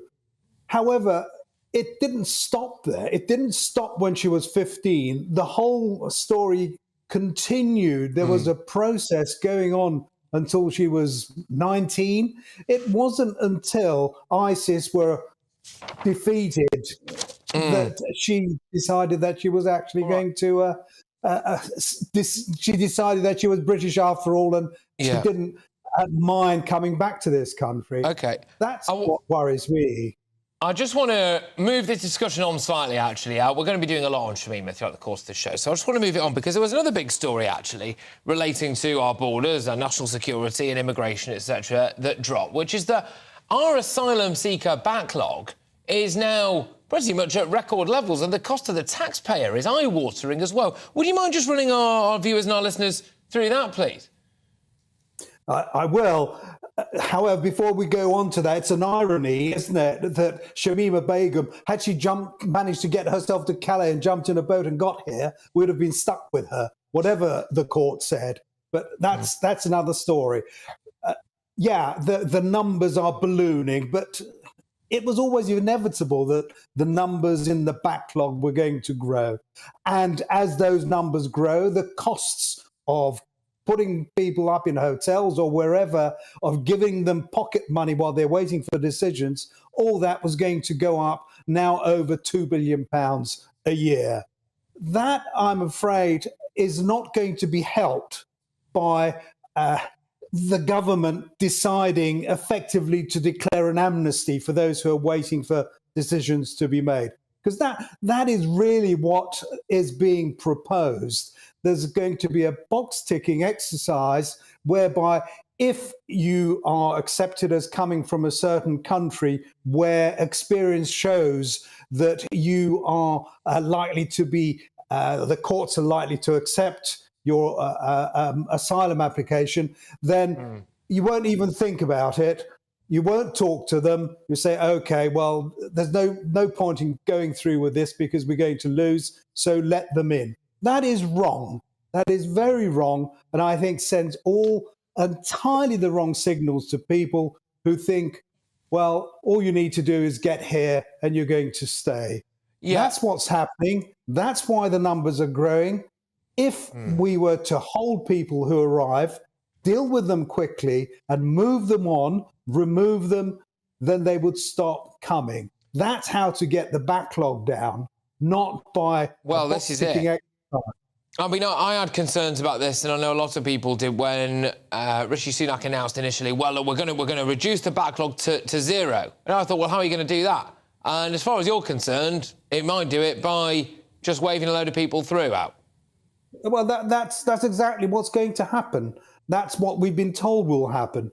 That if you come from the Yemen or Eritrea or Afghanistan, Syria or Libya, then effectively you'll be told, OK, we can't get rid of you, so you can have permission to stay. Bearing in mind that it was from those sort of countries, from Afghanistan, from Libya, where the Bournemouth murderer, not so long ago, the case we heard a couple of weeks ago, he was from Afghanistan who conned his way into the country. There was the Reading murderer. He was a Libyan and a failed asylum seeker. So let's not forget all this. And let's not forget that so many of them actually apply and are rejected for asylum in countries on the other side of the channel. Al, thank you very much. As ever, Al Mehmet there of Migration Watch UK. Just bringing you bang up to date on two stories there. His take on Shamima and then, of course, the idea now that, or the fact now, that our asylum seeker backlog appears to be at record levels. Lots of you getting in touch. gbviews@gbnews.uk. Keep your emails coming in. It's all Shamima related pretty much in the inbox today. Are you happy that she's not going to come back anytime soon? How do you respond to claims that people would say, well, you're just racist for not liking Shamima? If she was white, you wouldn't be saying the same thing. Michael says, leave her where she is. All these human rights lawyers should be ashamed of themselves. They are interested in the money anyway. And I get this about the lawyers. People go, oh, well, you know, you've got to uphold the law. Yeah, fine, but do you have to keep taking this case? Really? I can't help but wonder whether or not they can smell appeal after appeal after appeal, and that means money, money, money. John says, could we not try Shamima Begum in a British court for her horrendous actions? Well, we could. Well, we're deciding not to. I think that's possibly the right call. Joe says she was 15 at the time. We all do bad things when we're young, some worse than others. Joe, yeah, we do all do bad things when we were young. What did I do when I was 15? I started maybe smoking a little bit, or maybe, I don't know, nick some sweets from the shops. I did not sow suicide bombers into suicide vests. I think that's a bit of a step up, isn't it? Moving on. Two organised criminals at the centre of a major people smuggling ring have been sentenced for attempting to smuggle Vietnamese nationals into the UK in the back of lorries. The National Crime Agency was able to disrupt the gang, part of a much wider and highly organised smuggling network. Now, despite the recent focus on the small boats crisis, which you just heard about there, authorities say the use of lorries, other vehicles to smuggle illegal immigrants remains a significant problem. Our Home and Security Editor Mark White brought us this report. These officers from the National Crime Agency are about to take down a major people smuggling ring. An organised crime group operating from this address in Birmingham, responsible for smuggling illegal immigrants into the UK in the backs of lorries. In handcuffs, a leading figure in the conspiracy. Vietnamese national Hai Duong Le orchestrated the transportation of hundreds of his fellow countrymen and women on at least 7 separate occasions. Le and fellow gang member Habib Basodi are now convicted for their part in a wider people smuggling network, bribing lorry drivers to take illegal immigrants across the English Channel. The National Crime Agency put the gang under surveillance before moving in to disrupt their operation. These Vietnamese were found in the back of one of the lorries authorities intercepted. Those being smuggled were transported through the Channel Tunnel or on cross-channel ferries before being met by other members of the crime gang in the UK. These two individuals, for us as an agency, we would view this as an excellent result because investigating organised immigration crime is not easy to do for a whole host of reasons. But I think that the fact that these two individuals have been found guilty is significant, not only for ourselves as an agency, but the law enforcement community. Although the focus of late has been on the smuggling of people across the Channel in small boats, the use of lorries and other vehicles remains a key challenge for law enforcement and border officials. Thousands still attempt to sneak onto lorries here at Calais and at other French ports every year. The vast majority of drivers certainly don't want them on board and face heavy fines if any are found. But there are clearly some prepared to work with the criminal gangs in what can sometimes prove to be a deadly endeavour. In 2019, the bodies of 39 Vietnamese nationals were found inside this refrigerated lorry in Grays in Essex, having suffocated in the back of the airtight trailer. But that did little to deter the people smugglers from a criminal enterprise which, like the small boats trade, is worth many millions of pounds. For now, at least, one of those gangs has been disrupted, its key player in prison. Mark White, GB News.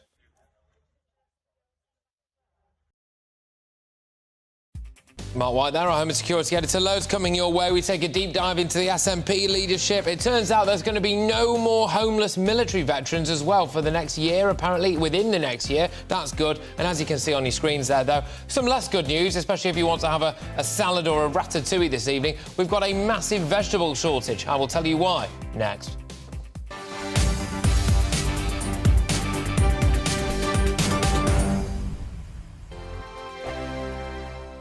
Here on GB News Live, we'll be keeping you in the picture, finding out what's happening across the country and finding out why it matters to you. We'll have the facts fast with our team of reporters and specialist correspondents. Wherever it's happening, we'll be there from 12 noon on TV, radio and online. GB News, the People's Channel, Britain's news channel. I'm Andrew Doyle. Join me at 7 o'clock every Sunday night for Free Speech Nation, the show where I tackle the week's biggest stories in politics and current affairs with the help of my 2 comedian panellists and a variety of special guests. Free Speech Nation, Sunday nights from 7 on GB News, the People's Channel, Britain's news channel. I'm Michael Portillo. Join me on GB News on a Sunday morning for topical discussion, debate, arts and culture, and sometimes even ethical dilemmas. I don't always agree with you, Michael. Michael Portillo, Sundays on GB News, the People's Channel, Britain's news channel. Join me, Nana Akue, Saturday and Sunday afternoons on GB News. Expect fiery debate and passionate discussion as me and my panel tackle some of the biggest topics hitting the headlines. It's a place for everyone's opinion. No one gets cancelled, but no one gets an easy ride. Oh, she's on it today. Be ready for conversations that are fierce, frank, and of course, fun. Every Saturday and Sunday afternoon from 4 p.m. on GB News, the People's Channel. We are GB News, and we'd like to say thank you to each and every one of you for bringing us your conversations, for helping our great nation find its voice. We are here for you on radio, television, and online. Across England, Scotland, Wales, and Northern Ireland. It's not the BBC, you actually get your facts right. We are proud to be GB News, the People's Channel, Britain's news channel. I'm Jacob Rees-Mogg, the Member of Parliament for North East Somerset, and I'm delighted to be joining GB News. Democracy shows that the wisdom of the nation is in its people. That's why I'm joining the People's Channel, to get your wisdom. Jacob Rees-Mogg's State of the Nation, Monday from 8 p.m. on GB News. Britain's watching.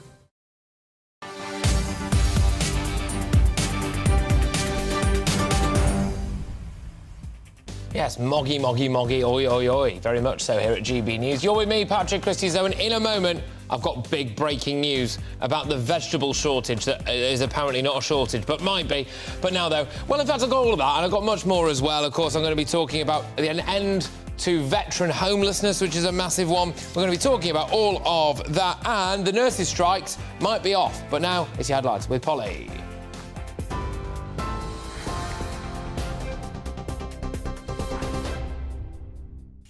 Patrick, thank you. The top stories this hour. Lancashire Police will be subjected to an independent review over their handling of Nicola Bulley's disappearance. It's going to focus on the investigation and search and the release of personal information about Miss Bulley, as well as Lancashire Police's communication strategy with the public. Separately, the police regulator has launched an investigation into a welfare check that happened at Nicola Bulley's home just weeks before she went missing. The Prime Minister has said he's a Conservative, a Brexiter and a Unionist, and any agreement over the Northern Ireland Protocol will have to tick all 3 boxes. Rishi Sunak also suggested MPs will get to vote on any Brexit deal he strikes. Meanwhile, Sir Keir Starmer told the Commons Labour will support the agreement, but he criticised the delays, suggesting Tory division is partly to blame. Shamima Begum's lawyers say her case is nowhere near over, and they'll urgently challenge today's ruling, which upholds the decision to remove her British citizenship. The 23-year-old, who left the UK to join terrorist group Islamic State in Syria, lost her appeal with her case dismissed on all grounds. The Home Secretary, Suella Braverman, has welcomed the court's decision, but Shamima's lawyers say it leaves no protection for a British child trafficked out of the UK.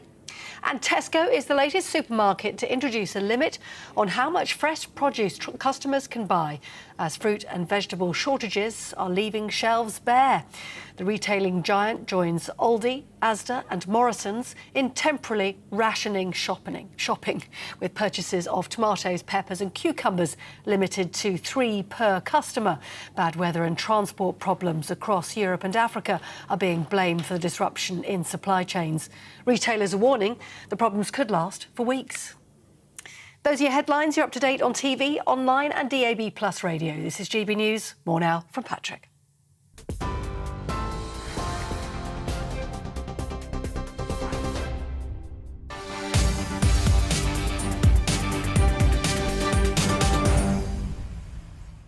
Well, I must say, ladies and gentlemen, when I normally do breaking news, it's because something absolutely catastrophic has happened, whether there's a terror attack or someone's resigned or something. But no, this one is about tomatoes. So here we go, because in the past hour or so, Tesco and followed Aldi, Asda and Morrison's, it's an epidemic, introducing customer limits on certain fresh produce as shortages leave supermarket shelves bare. Get your pictures coming in of your local shop, because everyone here is getting on to me saying the supermarkets are not empty in my area whatsoever. Dear Patrick, I've just done my weekly shop in Tesco's and Sainsbury's. A lot of effort, that. 2 different shops. Anyway, and there was plenty of veg. Be sensible, people. That's from Catherine, yeah. Anyway, the UK's biggest supermarket said it was working hard with its suppliers to ensure a good supply of vegetables for customers in light of temporary supply challenges on some lines due to adverse weather conditions abroad. So, there we go. With me now is the man for this particular crisis. It's Will Hollis, our GB News East Midlands reporter, who's in Lincoln for us. Will, I mean, apparently there's just not a tomato in sight.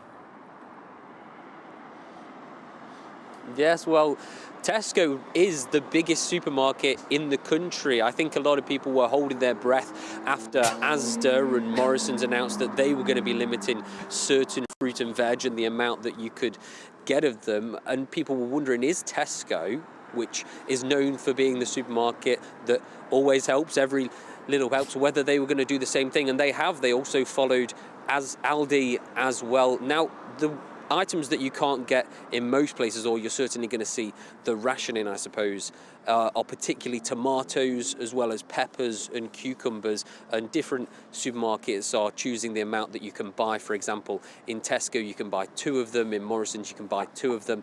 Asda is a little bit different because they're actually also rationing the much more items, including cauliflower and raspberries, but you can get more of them. So I suppose if you want to maybe try a few different places, you can shop around and see where might have a few more items. This particular Morrison's where I am in Lincoln, I went inside and I did notice that there were a few of the items that you can't get that many of, but you can certainly still pick them up. So I think some shelves will be empty in some places, but some shelves will be following those limited supplies. But of course, this is an opportunity to maybe think about the meals that you're cooking. And here where I am in Lincoln, there's a university just down the road, so maybe a lot of students that are quite scarce with their money. And I was speaking to them as well as some other people about how they might change what they cook in these coming weeks. Well, the shelves are very, very empty. There's no peppers, tomatoes, which, you know, cuts down what I can cook. And because I do like my stir fries and I cook all my own food meals at home mostly. So yes, it is frustrating. I'll just probably end up getting more takeaways than that, so obviously it's not going to be very good money wise, and it's not going to be very healthy. I can't always get the ingredients I want to make my meals. So. It's hard. It actually makes me feel quite bad. I thought, obviously hearing stuff in the news about the economy doesn't seem to be going that well anyway, but this actually hitting me as a student who doesn't have much money to spend on stuff like this makes me have to cut back on other things I like to do, so it's quite frustrating. Yes, well, the reason for this that most retailers are saying is behind this shortage, this rationing, is because of particularly bad weather as well as some supply chain issues, particularly in southern Europe, but also in Morocco as well as other parts of northern Africa. Now, of course, this is particularly to do with fruit and veg, but we have become a little bit more used to seeing shortages of some certain items. For example, we've had a bit of a what you might call an egg crisis to do with farming. There's fewer eggs. Because of the Ukraine war, we saw for a little while certain grains as well as olive oil was a little bit more scarce. So this does seem to be a bit of a pattern, but it appears to be for different reasons each time, Patrick. So I suppose in the UK we might actually be getting a little bit more used to not having as many items as we were used to in the previous years at our disposal. Look, Will, thank you very, very much. Fantastic stuff. That Will Hollis there, our GB News East Midlands reporter. Now, he's been in Lincoln. Can I just say, I love a vox pop. I love going out and talking to people as Will did there. And can I just applaud the honesty of that girl who, when Will had obviously asked her, what are you going to do if you can't get fruit and veg, she goes, well, some more takeaways instead. Yeah, of course. And the idea that it's a student town and they go, oh, the students across the country are going to be up in arms, they can't get fresh cauliflower. I survived entirely off a diet of no fruit and veg for the time that I was at university. So I think they will survive. People are getting in touch with some of their pictures, actually. We'll try and get these on the screen in a little bit, anyway, about their local supermarkets. People say, no need to worry, Patrick, because people can't pile up fresh food. Yes, I wonder how many people now are going to be listening to the idea that there's a fruit and veg crisis and they're just going to randomly start stockpiling loo roll, although you might need less of it, I suppose, if you can't eat fruit and veg. What a joke. The media are starting another panic buying episode. This is from Andy. Thank you, Andy. He says, this is just an excuse to charge extortionate prices to an already hard-done-to British public. And, yeah, why are you stoking... Colin's been on. Why are you stoking the irrational fear? I do think, Colin, to be fair, I am trying to do my best to tell people it's ridiculous if you go out and now, because of issues in Morocco and the supply chain and weather abroad, you will not be able to eat a bit of cauliflower this evening, despite the fact that you probably still can actually eat cauliflower this evening. I am doing my best to try to just calm everybody down, because all the emails coming in here for me seem to be that it's fine. Asda in Pudsey is... I mean, if you are short of fruit and veg and you want a stir-fry this evening and you desperately want a stuffed pepper and stuff that pepper with tomato, cauliflower, broccoli, courgette and cucumber, all of the things, you can go to Asda in Pudsey, because it's absolutely chock-a-block. Look, I find it bonkers, this stuff, but there we go. Panic in the shops because a tomato is not there. But the rationing of it, though, I think is bizarre. Anyway, right, we're going to be returning to that because presumably they'll be rationing other stuff next. But, yeah, matters more serious. Throughout the course of this show, I've been asking you to get in touch with your thoughts on Shamima Begum losing her legal challenge. Can I just say very quickly on this, actually, that initially it started out, the narrative was, oh, she was the poor defenceless child and she couldn't make the decision for herself. And then it came out, didn't it, that actually she was a rather good student at a local college and that she wasn't as thick as everyone was trying to make out. Therefore, she was less vulnerable. And then it became, didn't it, oh, well, she was trafficked. OK, all right, but judges have recently had a look at the whole trafficking thing and they've decided no dice there when it comes to that. They've gone, well, she's our responsibility. Well, the court today decided that actually she wasn't a British citizen and therefore there's no obligation to bring her back. And they go, well, we don't even know that she did anything that bad. And then information comes out about her supposedly walking around with AK-47s and shouting at women because they're wearing brightly coloured shoes and sewing suicide bombers into their vests in a way that meant that they couldn't get out of those vests without blowing up. And it all starts to build a picture, doesn't it, of somebody who actually maybe did have quite bad intentions. What they will do now, which is what they have started doing, is saying, if she was white, you'd want her back, which is rubbish. OK, they'll say that, oh, the only reason you don't want Shamima back now is because she's not white. Well, just brace yourselves for this, ladies and gentlemen. And then on top of that, they'll go, well, Britain's an outlier. Other countries have got returning ISIS jihadis back. Other countries... Well, we have as well, actually, for what it's worth. We have plenty. In fact, there was a period of time in this country when we had as high a proportion of ISIS returning fighters as any other country in the world, if not more. So people that say that we haven't done our bit when it comes to repatriating ISIS fighters, I think is probably a little bit rum there. But just beware, because people are going to start saying, if you don't want Shamima Begum back, you must be racist. And Britain aligns itself with all of these horrible countries by not allowing them back. So that's where they're going to go, because they appear to have lost every single other argument. But into the inbox now, Tony from Norwich says, what should be remembered is that Begum voluntarily joined an organisation that wanted to create a world where other people would be treated as second-tier level citizens if they didn't execute them first. And I think that is absolutely spot on. Just one more quickly. Anthony says, so the government let hundreds of illegal immigrants into our country every single day, and he's got fears for our national security, but we won't let Shamima into our country. I'm confused. Yeah, OK, fair enough. Some will say that's a false equivalence, others not. GBViews at gbnews.uk. Get your views coming in. Can we make the UK the best country in the world to be a veteran? This is another topic. It's a ray of light for homeless military veterans. Find out why very, very shortly. Stay tuned.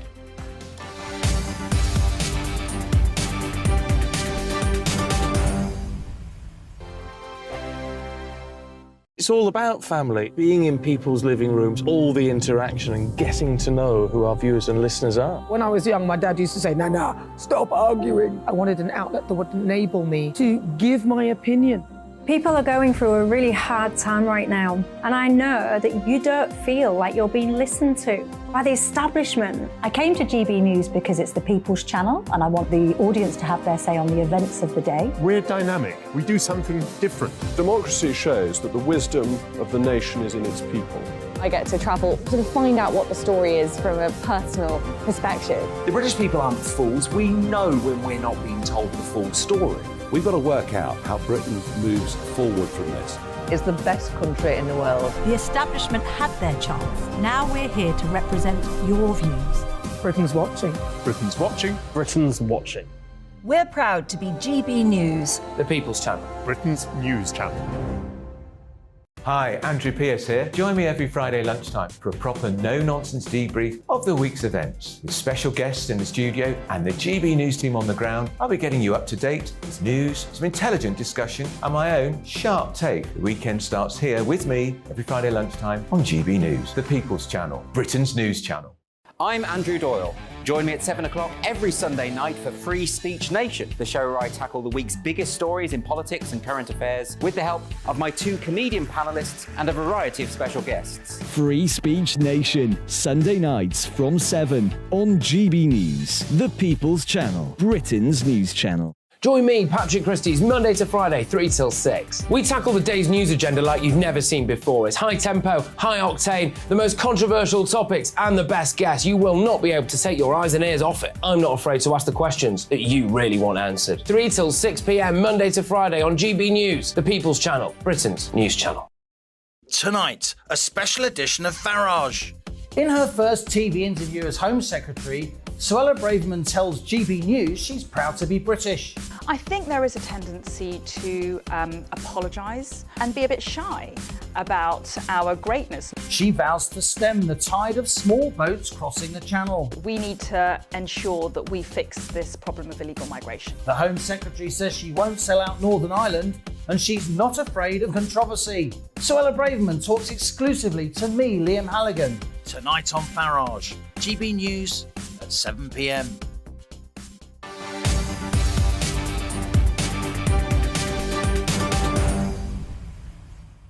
OK, welcome back. Now, Veterans Minister Johnny Mercer has told GB News that he aims to make the UK the best country in the world to be a veteran. Veterans are forgotten about far too much, and I think we treat them appallingly in this country.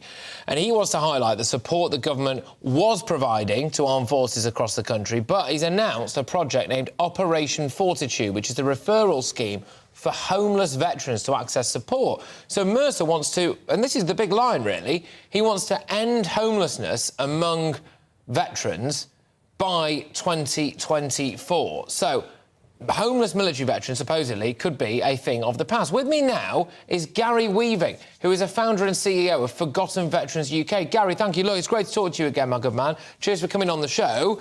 I mean, we've been talking a lot about the fact that veterans should not be lining the streets, especially in light of some of the people who get 4- and 5-star hotels. What do you make of what Johnny Mercer has had to say? Well, let's be honest, anything that is a bonus to the community, like a project like Op Fortitude and an easier access route, is in our benefit. 900 units, 900 bed spaces would be really, really appreciated. And I thank Johnny Mercer for taking this subject more seriously, and I commend him for this. But there is a big but. You know, we've been trying to house veterans for the last 7 years. And what is clear to me is they haven't considered the wider picture than just street homeless. We have tens of thousands of veterans living in very rundown HMOs. The rent for these HMOs has gone through the roof recently. And a veteran that's often unable to work due to injury, trauma or mental health problems are struggling to pay £600, £650 a month for just a room. And this was raised recently in the House of Commons. They voted to raise the housing benefit limit, but it wasn't passed. I've been getting a lot of calls from Work and Pensions Armed Forces champions saying that this is a real issue.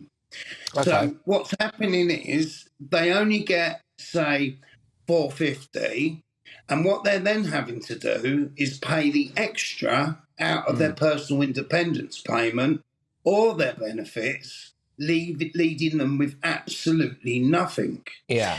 But under the rules, Patrick, because they are in one of these rooms, they are classed as housed. So it's a false statistic.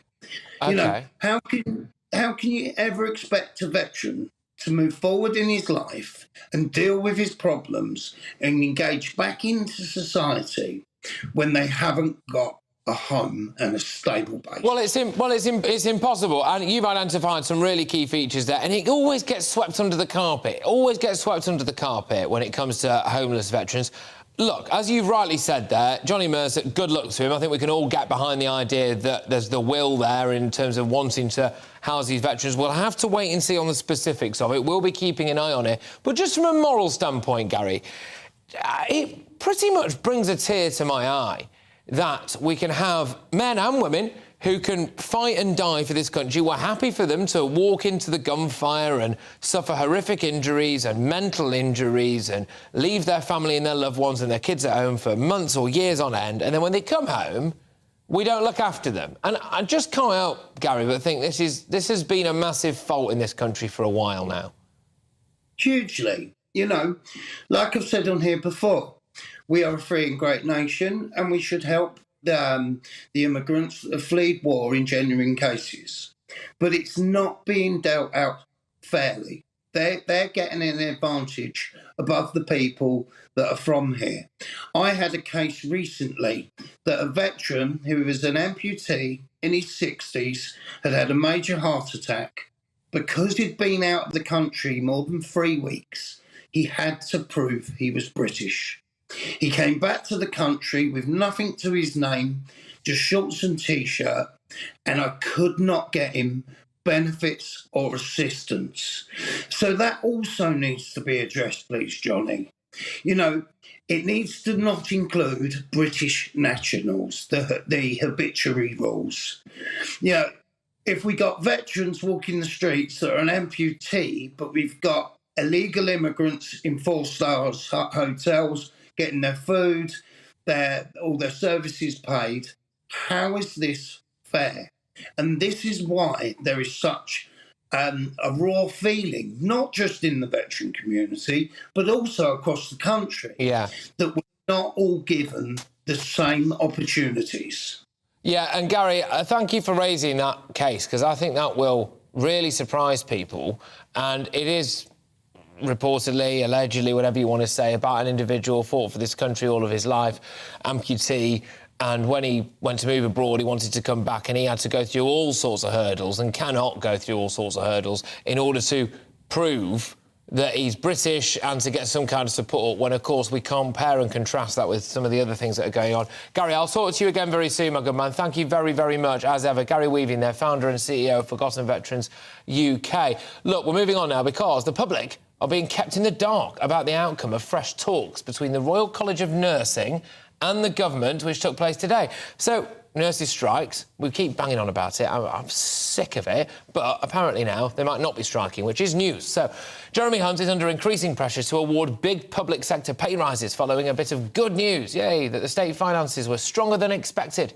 Number 10 says it wants a deal which is fair to all taxpayers, but should the extra cash go to striking workers or tax cuts? With me now is independent economist, it's Julian Jessup. Julian, thank you very much. OK, so if we've found 30 billion down the back of the couch, should that money mean that we can give public sector workers like poor nurses, should they get a pay rise, or actually should it mean that we get tax cuts? Your views?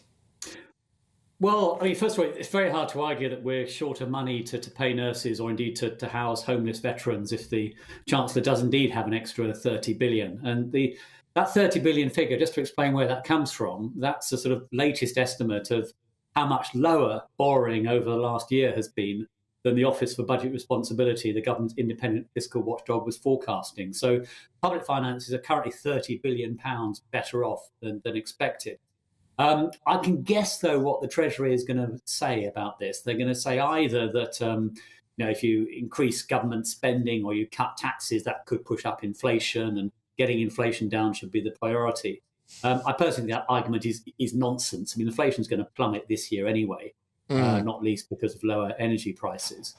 And the other argument I think they're going to use is this is only a sort of a temporary windfall, that the longer-term outlook for the public finances is still dreadful. Okay. So you can only use this for temporary cuts in tax or temporary increases in spending. All right. But I don't think that argument really holds up either. I think that you need lower taxes and a bit more spending in certain areas in order to boost the economy. And that's actually the best way to fix the public finances in the long term anyway. I mean, look, for me personally, I've been covering to the point where actually it was making me want to go into a coma about all of the strikes and unrelenting strikes. And for a long period of time, it did seriously look as though this country just did not have the money to give a whopping great big pay rise. I'm still not in favour of a pay rise, you know, inflation and some for people, just mainly because no one's really guessing that. So why should anyone else, no matter what kind of job they do? But it is becoming very difficult, and in fact, I won't do it anymore, sit here and say, well, we haven't got the money to give nurses a decent pay rise and police or fire unions or all this stuff a decent pay rise. Because we do, Julian, don't we now? We do actually have the money, and now it has to go to them, doesn't it, so that we can get our public services working. Well, I think it's important to distinguish here between the public sector as a whole and particular types of worker. I think there's no evidence that public sector workers as a whole are underpaid relative to the private sector, particularly when you take into account things like, you know, better pensions and higher job security. So I don't think there's a case for a big across the board increases in public sector pay that ultimately we paid for from the taxes of people who often earn less than workers in the public sector. So that's the general. Yes. However, if you look at particular areas, there are clearly problems of recruitment and retention in nursing, for example. So, you know, any ordinary private sector employer faced with those pressures will be looking to boost pay for those particular skills and occupations where there are shortages. And I think that's a sensible thing to do, whether you're a private sector employer or the government. Julian, thank you very, very much. Julian Jessup there is the independent economist. And yes, it is also worth noting in this sense as well that if you do look at it, relatively speaking, it doesn't appear as though people in our public sector are worse paid than what the equivalent would be in the private sector, even though it might feel like it. Right, now, we're going to finish the hour with something else, actually. A serial killer-obsessed woman, so it's a serial killer-obsessed woman who stabbed her on-off boyfriend to death, has been jailed for life and will serve at least 23 years in prison. Shay Groves was sentenced at Winchester Crown Court for the murder of 25-year-old Frankie Fitzgerald, who she stabbed 17 times last July in Hampshire. Those people watching on television will be able to see an interesting shot of both of them. Joining me now is our reporter Ray Addison, who's been following events at Winchester Crown Court for us. Ray, I say this a lot, but I really mean it this time, a shocking case. Yeah, it's a deeply disturbing case, this one, Patrick. 27-year-old Shay Groves of Haverton, Hampshire. She was 26 at the time, described as a deeply disturbed young woman. She was obsessed, as he said, with serial killers. She had pictures of them all over her bedroom walls. We're talking here about the Yorkshire Ripper, Peter Sutcliffe, Moors murderer Myra Hindley, and others, including Jeffrey Dahmer as well. She also slept with a dagger under her pillow. She also had an obsession with 25-year-old Frankie Fitzgerald. She'd been dating him on and off, as he said, for around about 6 months, and they shared a mutual interest in role play, in themes of domination and submission, and she had a CCTV camera set up in her bedroom. She would take images from that camera and she would send it to a friend, edited clips to a friend which implicated and suggested that Mr. Fitzgerald was being abusive towards her. Now, in the early hours of the 17th of July of last year, as Frankie was sleeping in bed, she used a dagger to slit his throat, and she also stabbed him 17 times. Now, speaking after sentencing, DCI Rob Kenny of Hampshire Police spoke of the family's loss. Shay Groves was responsible for the shocking and sustained attack which tragically resulted in Frankie's death. We are pleased with the jury's verdict, and the sentence will ensure that Groves spends a significant period of time in prison for what she has done. Nothing can fill the void that has been left in the lives of those who knew Frankie, and our thoughts remain with his family, friends and loved ones. I would like to praise their courage and hope that this sentence will in some way deliver the justice they deserve. We will do everything we can to investigate and prosecute those responsible for these horrific crimes.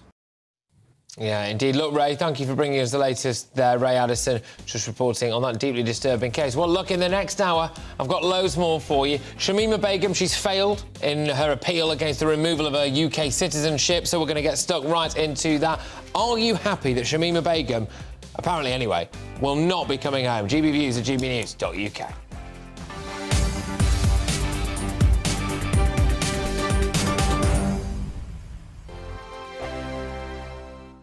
We are GB News, the People's Channel. And right across the United Kingdom. You can find us on Sky Channel 512, Virgin Media Channel 604, Freesat Channel 216, Freeview Channel 236, and YouView Channel 236. You can also take us with you on DAB Plus Radio, with the GB News app and at the website gbnews.uk. We're absolutely everywhere. Come join us on GB News, the People's Channel, Britain's news channel. Join me every Sunday at 6 p.m. for Gloria Meets. In exclusive interviews, I'll be finding out who our politicians really are and what they really think. It's something that you would never want anyone to suffer. I didn't know what channels there were. I didn't think I'd be believed. I must have weighed about 7 stone and I'm 5'8". My instincts was to sort of cover this up. I mean, clearly that was a mistake. Join me every Sunday at 6 p.m. on GB News, the People's Channel, Britain's news channel. Monday to Thursday on GB News, it's Bev Turner Today from 10 a.m. We're going to be here for you, our GB News family, to keep you up to date, but also make you smile. There's a guy who went from puberty to adultery. And I can't wait to bring a few of my own opinions. I have no time for cultural totalitarianism. We'll engage in passionate, but always polite debate, with your thoughts and opinions at the centre of it all. Only on GB News, the People's Channel, Britain's news channel. Hello, I'm Michelle Dewberry, and you can join me every weekday 6 till 7 on Jubes and Kerr. You're an inspiration to us all. Clip that bit up. Well, you are. That's my ringtone. My political ambitions those days are gone, I can tell you. She's only teasing. Go on. He's probably going to want to lay down now. I'll give him 2 minutes to have one. Let's respectfully disagree. That's what we like on Jubes and Kerr. Come and join us. GB News, the People's Channel. Michelle Dewberry, weekday evenings at 6 o'clock.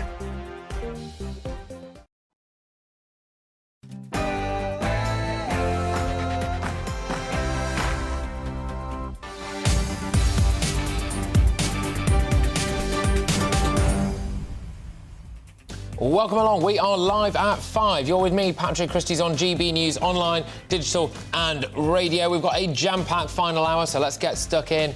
It is a big victory for common sense today, people. Shamima Begum is not coming back to the UK anytime soon. The ISIS bride appealed against the government's decision to strip her of British citizenship, but things didn't go her way in court today. You hate to see it. The decision originally made by then Home Secretary Sajid Javid was found to be entirely lawful. There we go. So yes, we'll be getting stuck right into that. And there will be no homeless military veterans by the end of the year. What a result that is. That's according to Veterans Minister Johnny Mercer. We'll be looking at how to get soldiers off our streets and into safe accommodation. Although it doesn't help that all the hotels are being used to house asylum seekers, does it? Now, we might have a vegetable shortage, but that hasn't stopped Cambridge University going completely plant-based. Yes, it's the wokest university in the country, apparently, and students, basically at the world-renowned institution, have voted in favour of making all menus on the site completely plant-based. All menus. Essentially forcing people to go vegan. Anyway, they did vote for it. This is a democracy, but actually also, I suppose, it's essentially lefty madness. GBViews at gbnews.uk. I want to know, are you happy that Shamima Begum isn't coming home? GBViews at gbnews.uk. But right now, here's your headlines with Polly Middlehurst.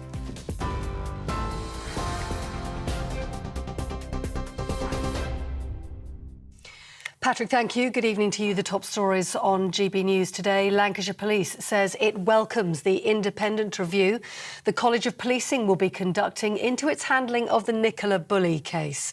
It's going to focus on the investigation and the search, as well as the release of personal information and Lancashire Police's communication strategy with the public. Separately, the police regulator has launched an investigation into a welfare check carried out on Miss Bulley just weeks before she went missing. Her body was recovered from the River Wire on Sunday, more than 3 weeks after she disappeared. The Prime Minister has today faced renewed pressure to achieve a workable solution to the stalled Northern Ireland Protocol. Rishi Sunak told the House of Commons that intensive talks with the EU are ongoing and that any agreement would need to pass 3 specific tests. He also suggested any new deal would have to be put to a Commons vote. I am a Conservative, a Brexiter and a Unionist, and any agreement that we reach needs to tick all 3 boxes. It needs to ensure sovereignty for Northern Ireland, it needs to safeguard Northern Ireland's place in our union, and it needs to find practical solutions to the problems faced by people and businesses. I will be resolute in fighting for what is best for Northern Ireland and the United Kingdom. Well, Sir Keir Starmer says Labour will support any Brexit trade agreement, but he criticised the delays, suggesting Tory division was partly to blame. Everyone knows the basis of this deal has been agreed for weeks, but it's the same old story. The country has to wait while he plucks up the courage to take on the malcontents, the reckless, the wreckers on his own benches. But I'm here to tell him he doesn't need to worry about that, because we will put country before party and ensure that Labour votes to get it through. Consumer news now, and Tesco is the latest supermarket to introduce a limit on how much fresh produce customers can buy, as fruit and vegetable shortages are leaving shelves bare. The retailing giant joins Aldi, Asda and Morrisons in temporarily rationing shopping, with purchases of tomatoes, peppers and cucumbers limited to 3 per customer as a precaution. Bad weather and transport problems across Europe and Africa are being blamed for the disruption in supplies, with retailers warning it could last for weeks. Shamima Begum's lawyers say her case is nowhere near over, and they're going to urgently challenge today's ruling, which upholds the decision to remove her British citizenship. The 23-year-old, who left the UK to join the terrorist group Islamic State in Syria, lost her appeal with her case dismissed on all grounds. The Home Secretary, Suella Braverman, has welcomed the court's decision, but Shamima's lawyers say it leaves no protection for any British child trafficked out of the UK. I think it's accepted by everybody that she's now an adult. Bangladesh will not let her in. And that wasn't really the question before the court today. What she came up with in the current hearing was this question of whether she'd been trafficked. What this court decided was that in practice, the Home Secretary's decision was one for him. The courts, the judges, are not going to second guess the Home Secretary. He, as it was at the time, knew perfectly well the issues of national security.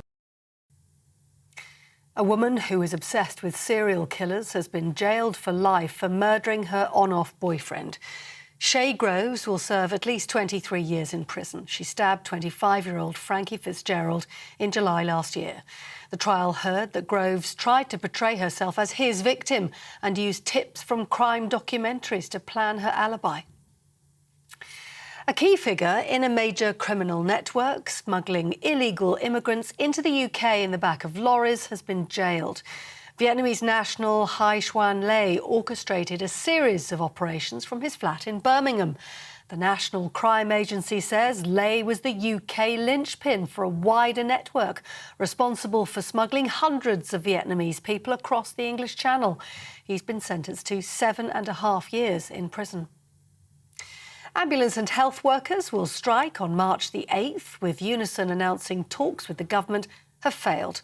Meanwhile, the Royal College of Nursing has initially paused next week's 48-hour walkout to negotiate with the Health Secretary. The government says a 3.5% pay rise is affordable, but the union wants 5% above inflation. And finally, the King has held an audience with the President of the German Parliament ahead of a trip to Germany later this month.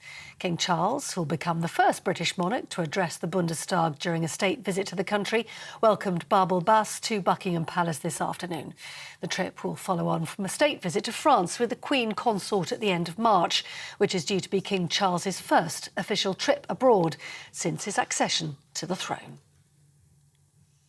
You're with GB News. That's the latest news. I'm back in half an hour.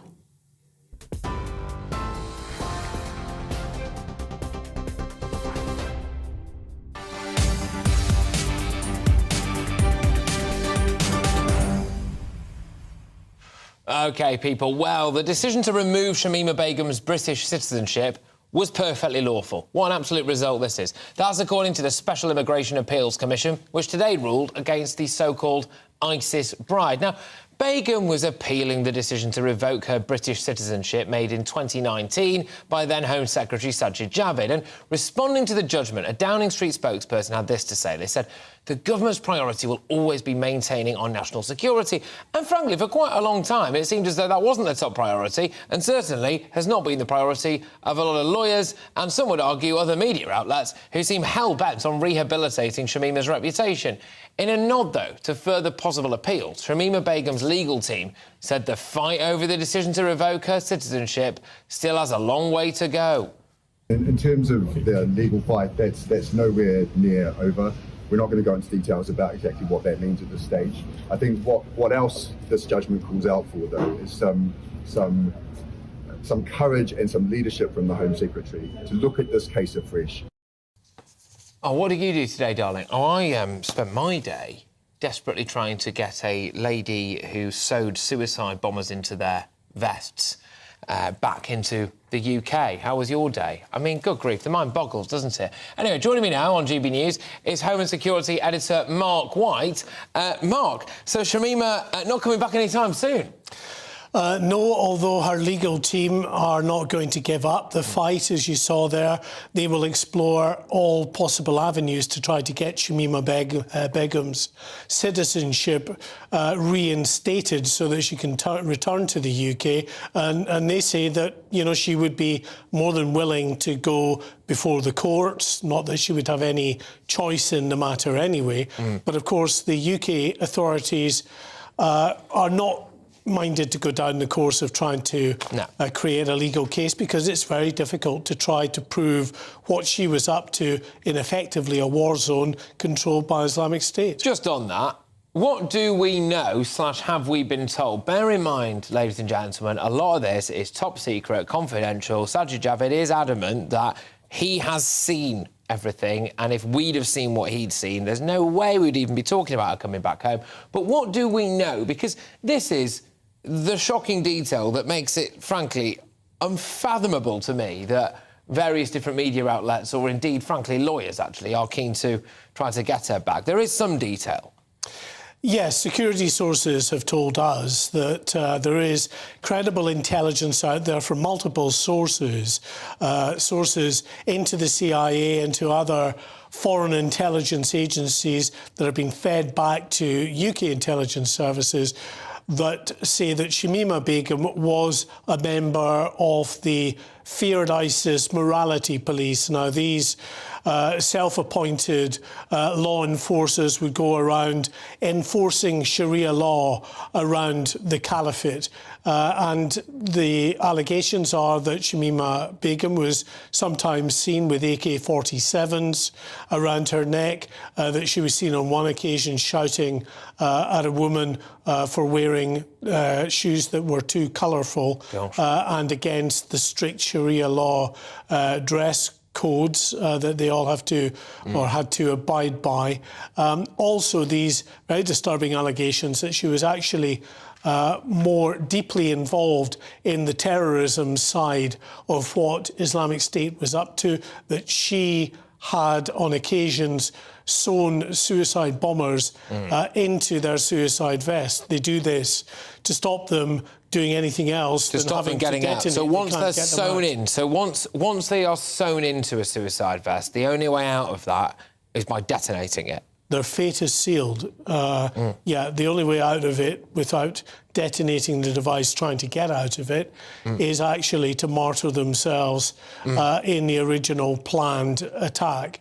So that is one of the allegations, again, against Shamima Begum, which clearly, in of itself, is very, very disturbing, highly dangerous, if true. You can understand why a Home Secretary, Sajid Javid, or any other Home Secretary would feel that on grounds of national security, if there is an avenue open to them to revoke or strip someone of their citizenship, then they're going to take that. And they've always maintained that because Shamima Begum's father is Bangladeshi, that she had the right to take up her dual citizenship, that she could apply for a passport in Bangladesh. Doesn't mean the Bangladeshis would grant her a passport at the end of the day, and they've said that they wouldn't welcome her.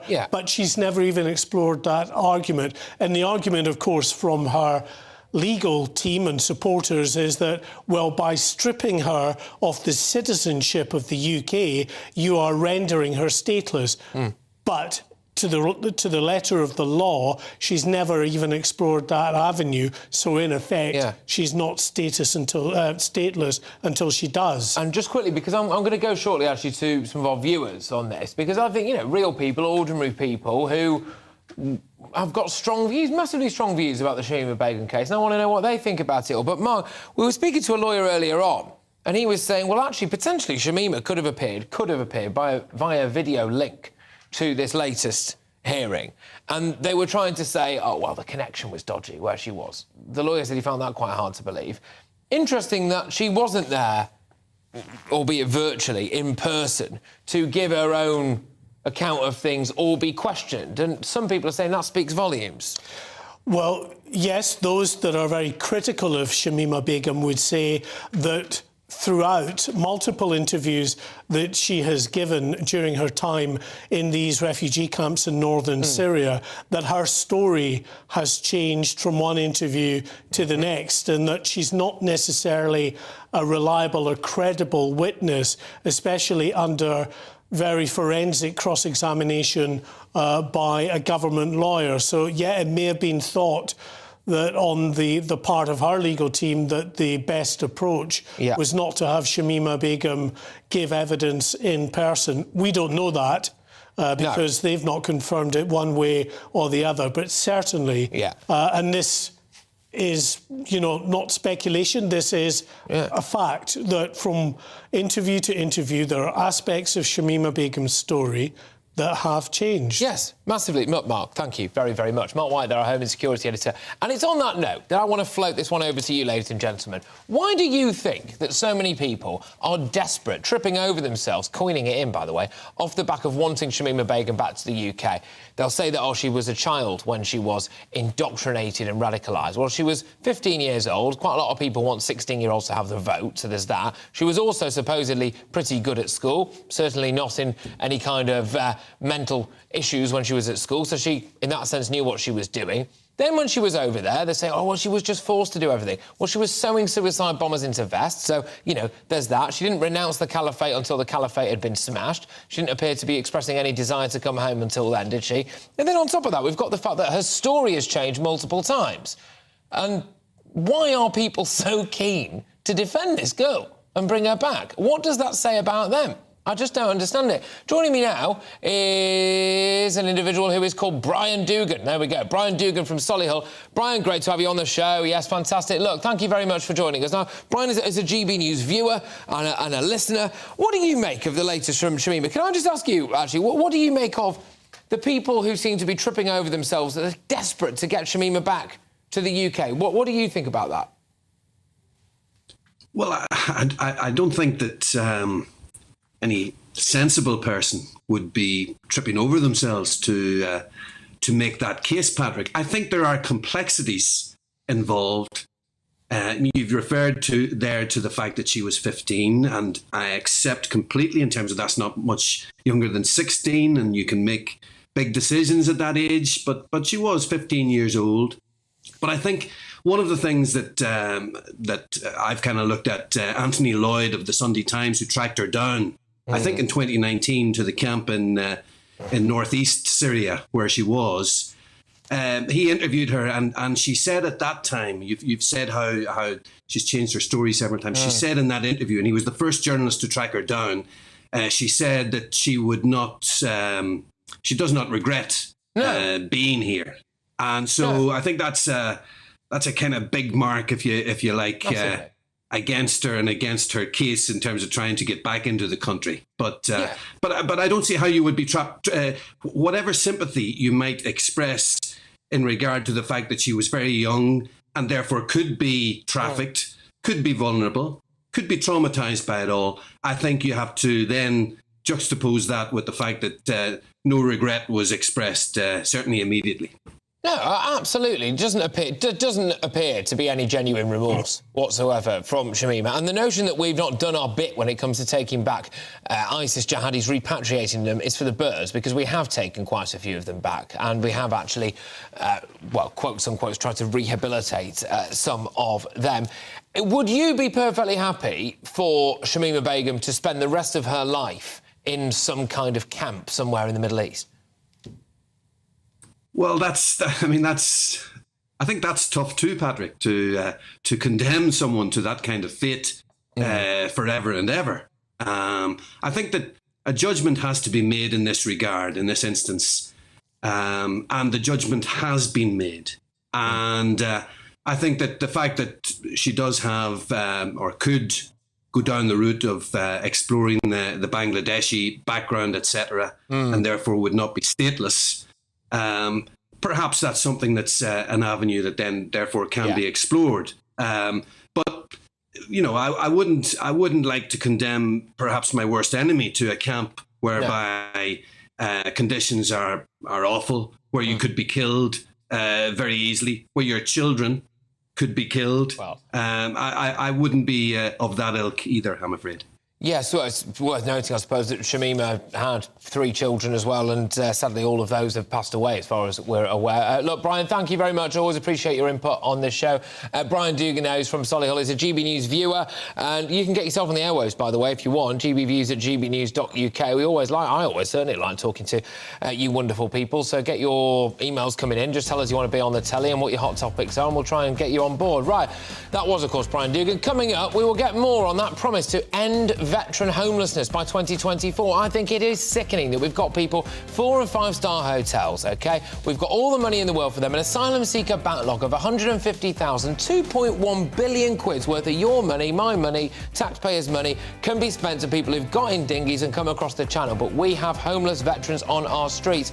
But that might be a thing of the past, ladies and gentlemen. I will tell you why very shortly. Don't move.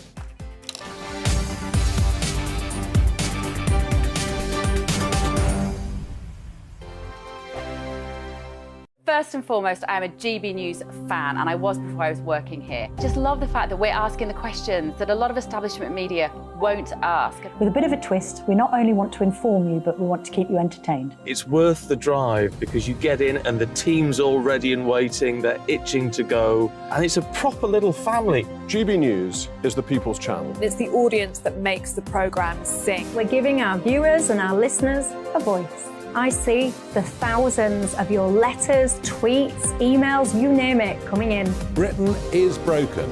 How on earth did we get into this mess? But more importantly, how do we get out of it? The establishment had their chance. Now we're here to represent you. It's time for something different. It's time for GB News. I'm very patriotic. I believe in Britain. Our best days lie ahead. Britain's watching. Britain's watching. Join us here on GB News. The People's Channel. Britain's news channel. Hi, Andrew Pierce here. Join me every Friday lunchtime for a proper no-nonsense debrief of the week's events. With special guests in the studio and the GB News team on the ground, I'll be getting you up to date with news, some intelligent discussion, and my own sharp take. The weekend starts here with me every Friday lunchtime on GB News, the People's Channel, Britain's news channel. I'm Michael Portillo. Join me on GB News on a Sunday morning for topical discussion, debate, arts and culture, and sometimes even some ethical dilemmas. I don't always agree with you, Michael. Michael Portillo, Sundays on GB News, the People's Channel, Britain's news channel.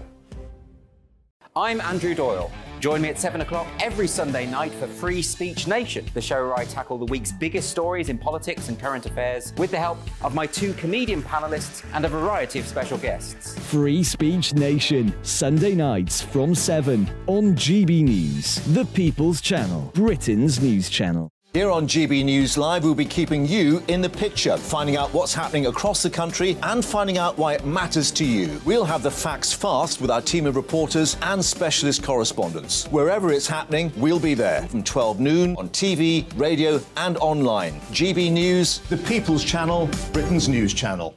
Join me, Patrick Christys, Monday to Friday, 3 till 6. We tackle the day's news agenda like you've never seen before. It's high tempo, high octane, the most controversial topics and the best guests. You will not be able to take your eyes and ears off it. I'm not afraid to ask the questions that you really want answered. 3 till 6 p.m, Monday to Friday on GB News, the People's Channel, Britain's news channel. Join me, Lawrence Fox, on GB News. Frank, fun, fearless, and sometimes serious. Much as I love a Friday night punch-up, what I really want is a battle of ideas. I want to look at things differently. I want to hear different voices and engage with your unique experiences. Every Friday at 7 p.m. on GB News.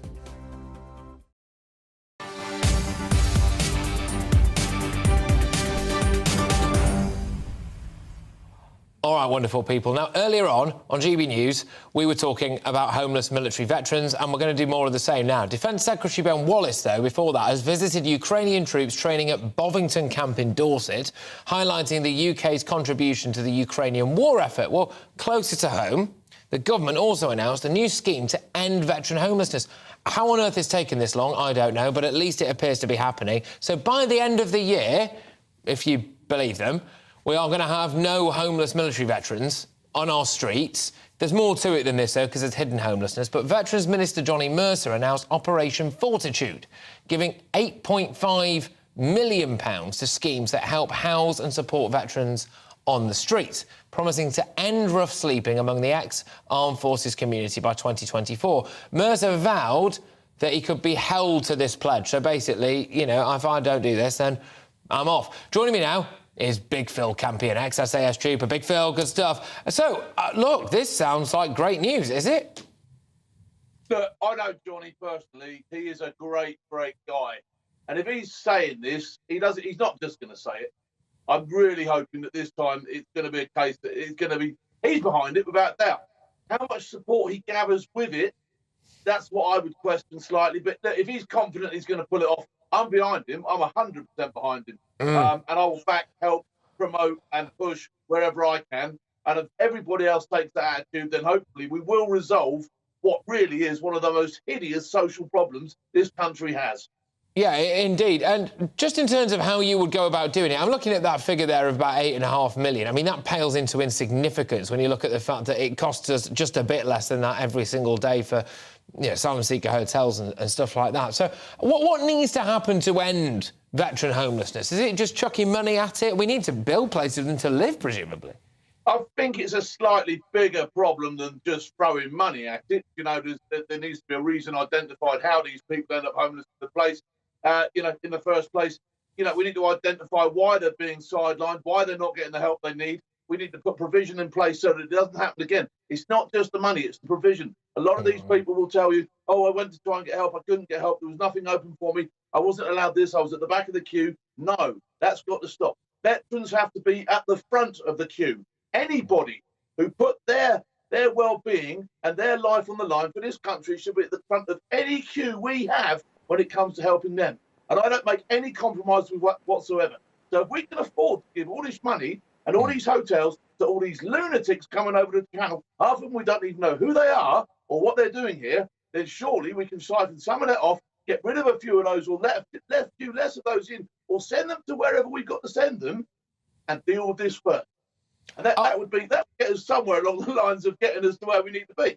Look, Phil, as it currently stands, are veterans towards the back of the queue? Because there's supposed to be things in place, aren't there? There's the Armed Forces Covenant and all of this stuff. Right, a lot of this stuff is toothless tiger. It's a lot of companies. I came across it in Sky News. Oh, we're the Armed Forces Covenant. My shocking experience at Sky News was awful, all right? I was the back of the queue for everything there. You know, if people are going to promote that they're doing this, then they've got to actually commit to doing what it says on the tin. So where there is covenants in place, people have got to step up to the plate and make sure. Because at the moment, it doesn't seem in some quarters to be filtering through. Some people are very good at it. Some people are very poor at it. OK, look, Phil, thank you very much. As ever, an incredibly passionate voice when it comes to all veterans issues and not least homelessness. And you can make sure that you can watch us here on GB News and we will be highlighting this issue and really trying to make sure that we do end veterans' homelessness in this country. I think it's an absolute scourge. Just a quick point of clarification there. I think we all understood what Big Phil probably genuinely meant when he was talking about people coming over the channel. It's worthwhile noting not everyone coming over the channel is indeed a quote-unquote, lunatics. I want to qualify that, but there we go. Now, moving on. I profoundly disagree with views of Kate Forbes on same-sex marriage. That's Scotland's Deputy First Minister John Swinney's contribution to the public backlash against the SNP leadership hopeful. Forbes' religious stance is continuing to cause controversy. So, basically, look, we've got a potential leader up north now in Scotland from the SNP, and she basically came out and said, I am a Christian, and in her interpretation of the beliefs, a fundamentalist view, as it were, evangelical view, she doesn't back gay marriage. OK, uproar. You can't possibly have Christian values and run this country. OK, well, let's just have a quick look, shall we, alongside the Health Secretary there, Humza Yousaf, who was found to have been driving without insurance while Transport Minister, amongst numerous other things, and reportedly, anyway, actually missed the vote when it came to gay marriage. So there's that. Let's get the latest developments on what's going on north of the border in the race to become the SNP leader from our political reporter, Olivia Rutley, who joins me in the studio. Olivia, I mean, forgive me, it's a bit of a rogues gallery. Yeah, Kate Forbes' leadership bid seems to have imploded before it even really started. And it's raised a very interesting question about whether it is now possible for those with serious Christian beliefs to hold high office, because Kate Forbes is a member of the Free Church of Scotland, which is a conservative, socially conservative, anyway, religious group. But not believing in sex before marriage or gay marriage are quite mainstream Christian beliefs. Not just Christian, can I just say as well, Olivia, it's worthwhile noting that it's common among the Islamic community, it's common among the Jewish community, it's common amongst many, well, you would argue most religions, actually, but carry on, yeah. Well, absolutely. And Kate Forbes' defence of her position is that she believes that gay marriage and sex before marriage and children outside marriage are wrong according to her faith, but she also believes that if she were to be First Minister, she wouldn't be a dictator, she would be the servant of democracy, is the phrase she used, and gay marriage has been passed into law a while ago, and she would have no plans to remove it from the statute book. That would not be in any way a priority for her. But nevertheless, she's come up against this huge backlash, and it means that Humza Yousaf now looks almost as though he's a sure thing. You know, sometimes I sit here and I think we are living in clown world, because Humza Yousaf, found to be driving without insurance while Transport Minister, is in charge of health north of the border. Now, Scotland's health service is not great at all. He really wanted to introduce laws against free speech in your own home, which I think is ridiculous, by the way. You're essentially criminalising people for dinner table talk. And then on top of that as well, said that a nursery school had potentially racially discriminated against his daughter because she had a Muslim-sounding name. That was dropped because it was, quote, baseless. And, I mean, this guy, I don't understand why he's not getting more scrutiny. I think you add to it as well, he apparently missed the vote on gay marriage. So people would arguably rather have, the members of the SNP, an individual who some would say was incompetent and had moral issues, than somebody who just said, I'm a Christian and this is what I think about this. Well, it's fascinating, this, because for the last 12 years, the SNP hasn't really had to think very hard about what it represents as a party, because Nicola Sturgeon has filled that vacuum, and Nicola Sturgeon essentially she's been the epitome, she's been the personification of the SNP. And so under her leadership, the SNP has gone from being fundamentally obviously pro-independence party, but a broad church in terms of other political views inside that party, to being this vehicle for very left-wing, progressive, quote-unquote, policies. And this leadership race has now turned, very interestingly, I think, into a sort of fight for the soul of the SNP. On the one side, you've got Kate Forbes, who is...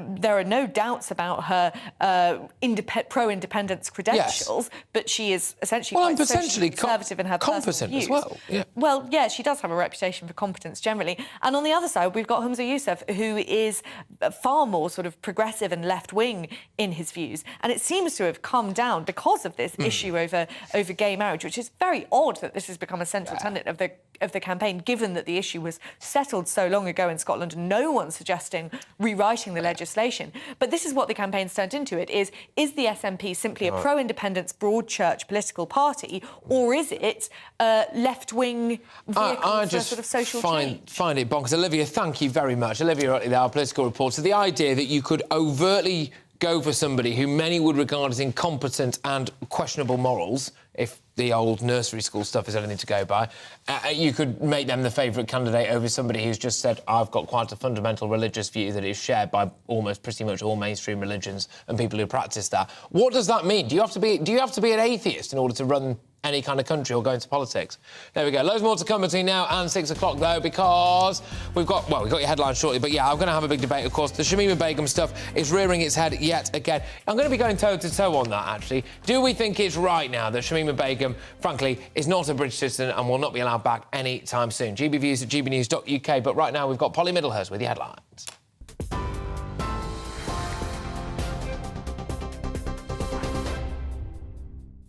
Patrick, thank you. Good evening to you. The top stories. Defence Secretary Ben Wallace has said Challenger 2 battle tanks could arrive in Ukraine by the spring.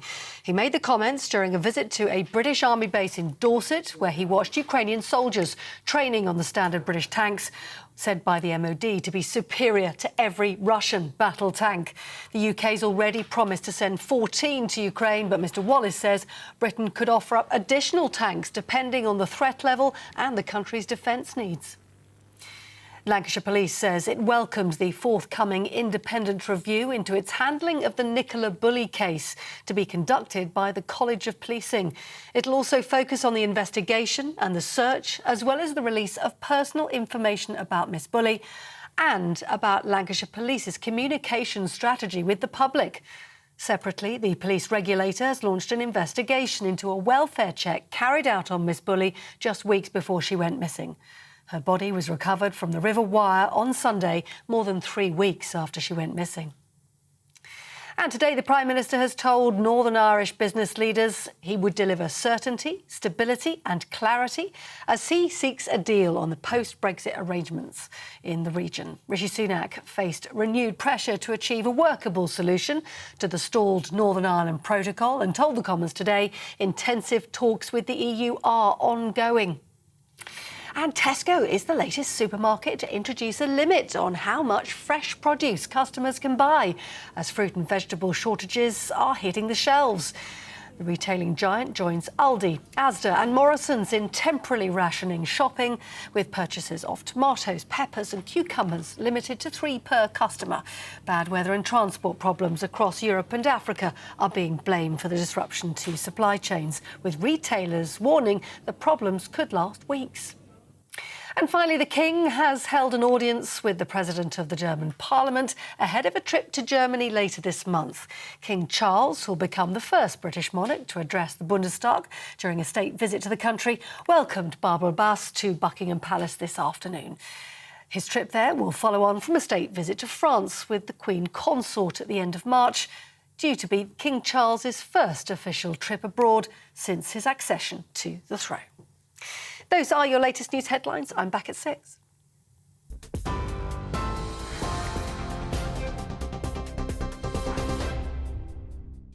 OK, ladies and gentlemen, right, I'm going to delve into the terrifying world of my inbox now. gbviews at gbnews.uk. Loads of you be getting in touch with your thoughts on Shamima Begum losing her challenge to basically regain her British citizenship. So, not our problem. Thank you very much. You can essentially stay where you are in some kind of Middle Eastern camp. Pamela says, trafficked or not, the Home Secretary at the time had information which the public are not privy to. His action to deprive her of citizenship is correct and must remain in place. Sajid Javid, who was the Home Sec, has been categorically saying, if you knew what I knew about Shamima Begum, then we wouldn't even be having this chat. And why is it that so many people in the media, especially at the BBC, actually, was desperate? They're absolutely desperate to rehabilitate Shamima Begum, in a sense. Why is that? What's going on there? That's weird, because they're not privy to the full information. And, by the way, when I come back in just a few minutes, I'm going to be having a big debate on a couple of issues with Shamima Begum.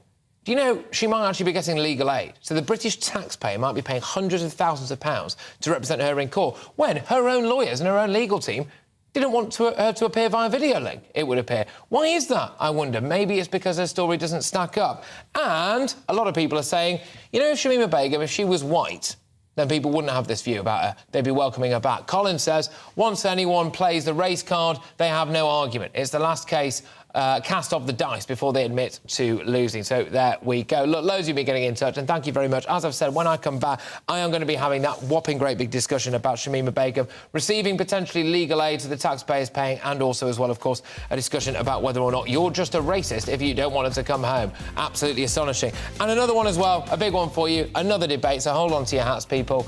Should people be forced to go vegan? That is what's happening at one very woke university. Do not miss it. Big finish to this show. Stay tuned.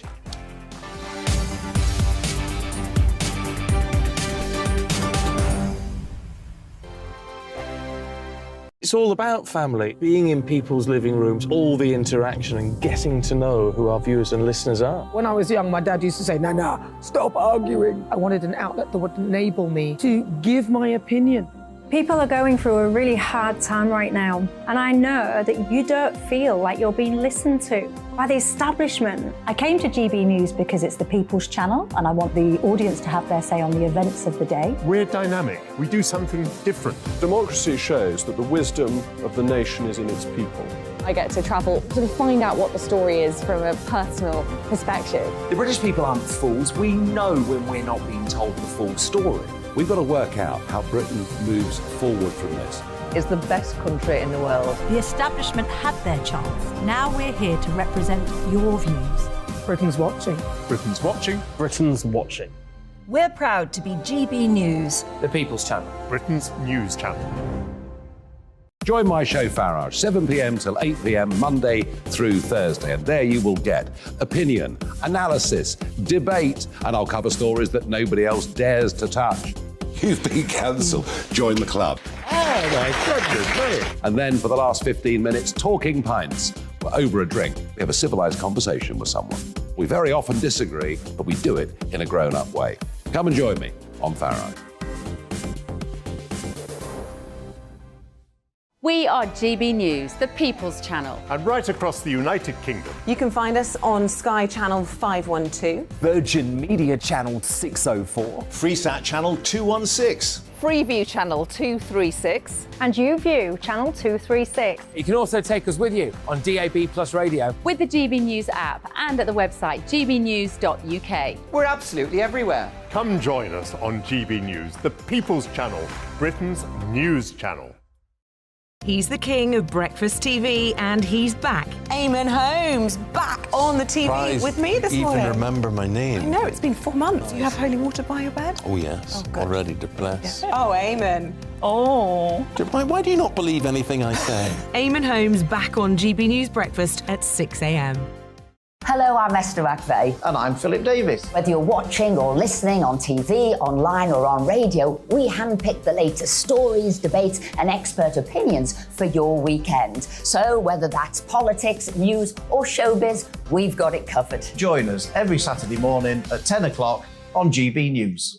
We are GB News, the People's Channel. Why not take us home with you by visiting the GB News shop at gbnews.store. You'll find all the official merchandise, a really good present actually for yourself, your friends or your family. We ship across the UK mainland at no extra cost. GB News, the People's Channel. Tonight, a special edition of Farage. In her first TV interview as Home Secretary, Suella Braverman tells GB News she's proud to be British. I think there is a tendency to apologise and be a bit shy about our greatness. She vows to stem the tide of small boats crossing the channel. We need to ensure that we fix this problem of illegal migration. The Home Secretary says she won't sell out Northern Ireland and she's not afraid of controversy. Suella Braverman talks exclusively to me, Liam Halligan. Tonight on Farage, GB News at 7 p.m.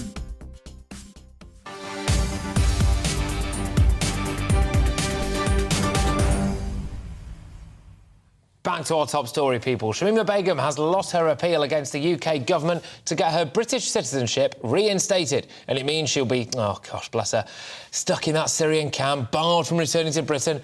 Anyway, the decision to deprive the then 19-year-old, now 23, of her citizenship was taken by Home Secretary at the time, Sajid Javid. That was back in 2019, which gives you an indication of how long this has been rumbling on for, doesn't it? But today it was upheld by the High Court, but it sparked loads of criticism from the usual types, questioning whether or not Shamima Begum still poses a threat. There are loads of big questions about this, isn't there, which is, OK, was the fact that she was 15 at the time an issue? Was she groomed and trafficked and all of this? There's a lot there. For me now, let's just have a chat about this particular one, which is whether or not she's still a threat to our national security. So if you imagine you live next door to Shamima Begum, do you think she still poses a national security threat? And here, to get stuck right into this, is political commentator Wazeek and political editor at the Sunday Mirror and Sunday People. It's Nigel Nelson. Thank you very much. Wazeek, I will start with you, if that's all right. Would Shamima still pose a threat to the UK if she was back here living in Slough or somewhere? I think there's certainly a case to be made that she could still pose a threat. I think, given the fact that some of what she has been saying to media, some of the rhetoric that she's come out with, seems to be quite troubling and seems to contradict herself quite often. And there seems to be also credible evidence that she's been involved in a lot of what other foreign fighters have been involved in. And should she come back, then she could certainly pose a threat, and we cannot take that risk, in my view. Well, that's I think what a lot of people are maybe thinking, which is why bother take the risk? Nigel, would you take the risk? Well, I think I would, actually, but I think she's more of a threat if you leave her in a Syrian internment camp.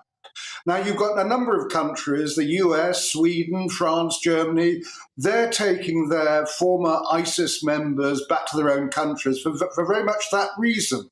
The argument is if you leave them in an internment camp and they escape and they're being radicalised there, you don't know what they'll get up to or where they'll go to.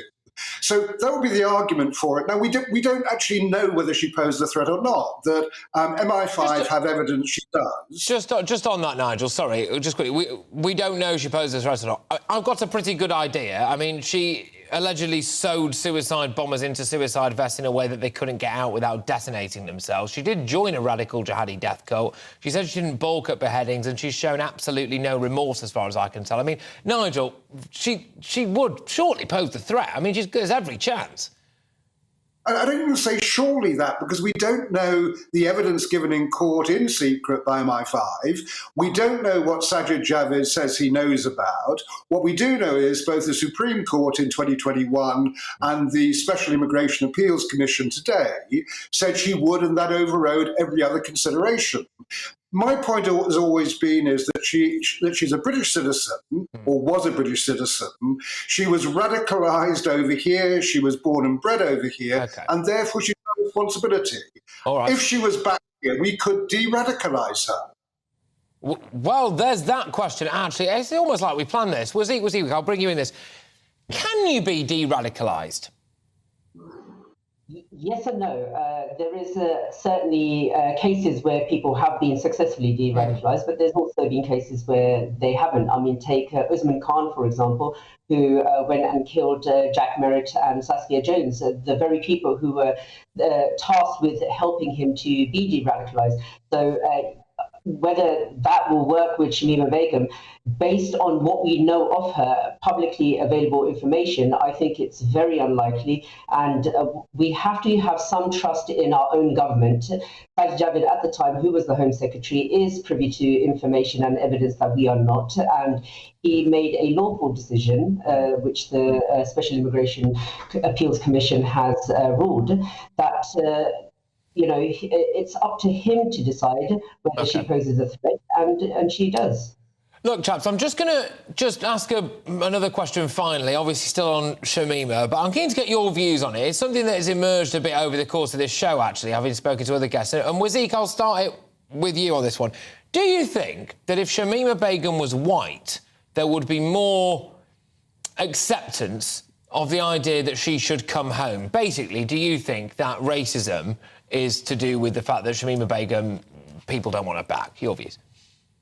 Well, I think racism's got nothing to do with this. I think this case is to do with national security. Sajid Javid himself is a brown Muslim man of Pakistani heritage. He made the decision not because she was brown, he made the decision because she was, in his view, a national security threat. And I'm sure he would do the same if it was any other person who was entitled to any other nationality who happened to be white. The fact is, it was done with another individual who was white and who had dual citizenship with Canada. So I don't think it would be the right to say that this is based on racism.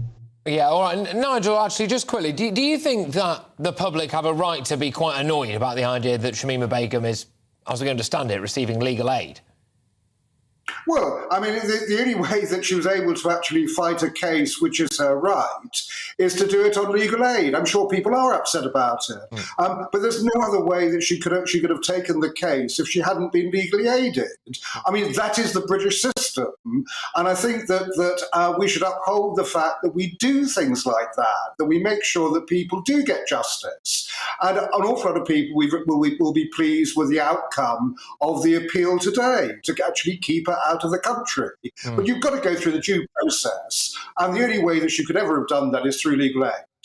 Look, both of you, thank you very much. Really enjoyed that. I'll chat to you both again soon. That is political commentator Wazeek and political editor at the Sunday Mirror and Sunday People, Nigel Nelson, reacting to the big one that we've had today. Keep your emails coming in. I'm going to squeeze a couple in before the end on this. gbviews@gbnews.uk. The legal aid thing, I think, will get a lot of you very angry, and also whether or not you are fine about the idea that you might not want Shamima Begum coming back because people think you're a racist. But there we go.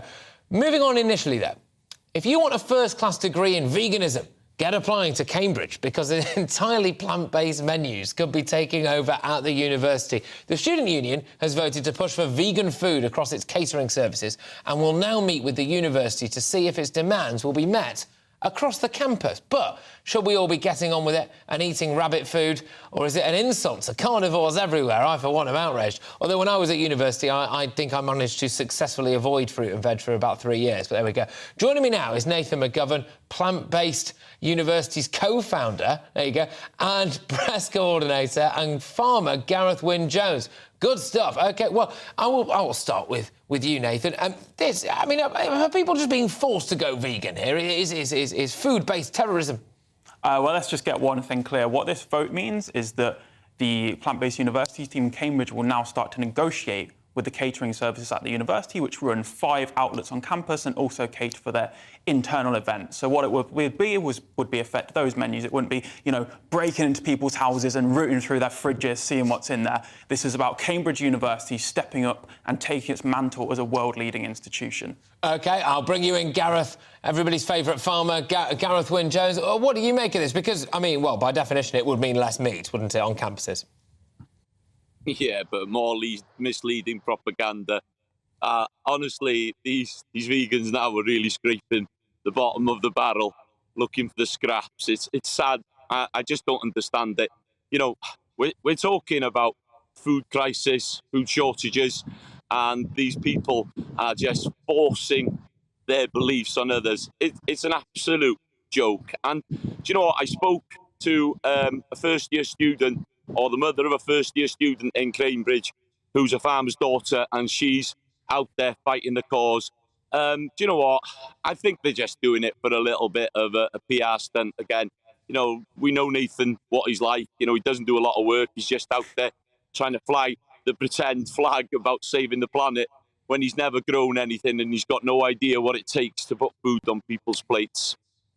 Well, Nathan, I'll let you come back on that. Reading between the lines there, Gareth has called you a bit of a dosser.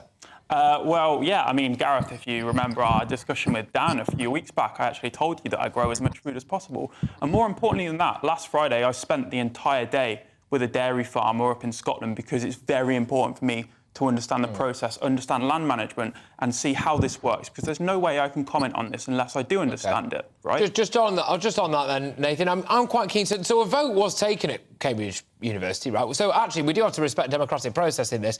Can I ask, why are you so passionate about the idea of getting everyone to eat plant-based stuff? Because I would have a bit of an issue if you confront students with, pictures of pigs being beheaded, and you go, do you like this? And then they go, well, no, obviously I don't like looking at this stuff. They go, right, well, you've got to be a vegan then, otherwise we'll outcast you from our woke university. Is there anything like that, Nathan? No, not at all, Patrick. You know, this is a campaign based on conversation, on discussion, on talking about the scientific literature, you know, from Oxford, from Cambridge, from Harvard universities. It's founded on discussion and well-mannered debate like we're having now. All right, Gareth, just come back to that. I mean, look, apart from, I suppose, the fact that farmers like you might lose money from meat revenue in campuses, I mean, what's your main issue? Why are you so worked up about them? I've not worked there. Meat's flying at the moment. You know, we haven't heard anything of veganuary this year. It was a massive flop. I can't produce enough lamb and beef. You know, the lamb is just really, really expensive. You know, people want proper food. Let's talk about seasonality. Let's talk about regenerative. Let's talk about environmentally friendly. My family's been on this farm 375 years. Without the ruminants, I couldn't produce the food. And I mean the veg and the fruit as well, because the soil fertility is up here is poor. These people haven't got an idea. You know, they live in their own inner city bubbles, drinking their milk, their oat milk lattes, believing that us farmers, you know, are killing the planet. We know the carbon that we're sequencing up here is absolutely amazing, and we're doing something in a regenerative way. You make an interesting point there, actually. And Nathan, I'll throw it back your way, because let's say I am a student at Cambridge, which, let's be honest, would be a pipe dream. But if I was a student at Cambridge and I wanted to have a steak or some chicken, I could not potentially now get it on my campus, which would mean I would have to travel further away to a big conglomerate store to go and put more money in the pockets of a Tesco's or someone like that, and possibly massively increase my carbon footprint just to get some succulent chicken. Why don't you just serve it to me at the uni? Well, that's actually a massive misconception. You know, the so-called transport miles of food actually contribute a very minimal amount of the greenhouse gas emissions. And what you bring up is actually a really important point about food security and supporting local food producers. You know, I'm not about, you know, supporting Tesco and the massive supermarkets, just so I know Gareth isn't. You know, and this is a really important conversation about food security. All right, I'll give the final word to you, Gareth. And Gareth, I'm afraid we've only got 10 seconds, so I'm just going to ask you, what's your favourite type of meat? Just take a look at what the food that is produced in Almere, how it's produced, the energy and the diesel to bring it here. That's what mainly is feeding vegans. So let's take it back to regenerative, local and sustainable agriculture. All right, both of you, thank you very much. And actually, for once, I don't mind someone ducking a question, because it was a rubbish question, right? Thank you very much, both of you, as Nathan there, of course, Nathan McGovern, and also Gareth. Right, that's all for today, I'm afraid. The last 3 hours have absolutely flown by. Thank you very much. And we'll be back at 3 p.m. tomorrow. Up next is Jubes & Co. with Emily Carver. Good afternoon and welcome to your latest weather update from me, Annie Shuttleworth, from the Met Office. It'll be turning brighter for many through the rest of the day, though there will still be some showers, and overnight we could see a bit of a frost. Dominant high pressure of the Atlantic will bring dry weather through the weekend, but for now we've still got a series of fronts that will cross the UK, bringing some spells of cloudier and wet weather through the rest of the week. Now, through Wednesday afternoon, the mist and murk will clear the southeast, but some cloud and rain will push in through northeastern areas through the afternoon and then into this evening and into the early hours of Thursday. So quite a cloudy night across central and southern areas with some spots of rain likely. Very clear to the north of that, allowing temperatures to drop down as low as -3 or 4. So perhaps a bit of a frosty start with a risk of some icy patches across northern areas of England, southern Scotland too. But it'll be bright here through the start and the morning, and then into the afternoon that dry, clear weather will become more widespread across the UK. So some decent spells of sunshine, though there will be a bit more of a noticeable northerly breeze, highs of around 9 or 10 degrees in that sunshine. It'll turn cloudier from the northwest through Thursday afternoon as the next batch of rain arrives. This will then continue to sink southwards through the course of Thursday night, bringing a much cloudier and damper night to northern areas of the UK. Clearer to the south, allowing a touch of frost to develop through the early hours of Friday morning. So a chillier night in the south, but a milder night in the north compared to tonight.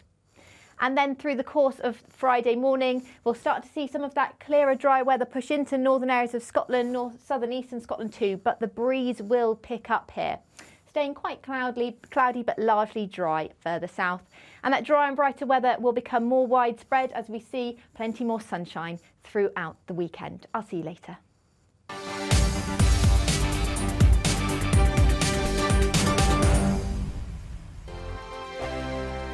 It's all about family, being in people's living rooms, all the interaction and getting to know who our viewers and listeners are. When I was young, my dad used to say, Nana, stop arguing. I wanted an outlet that would enable me to give my opinion.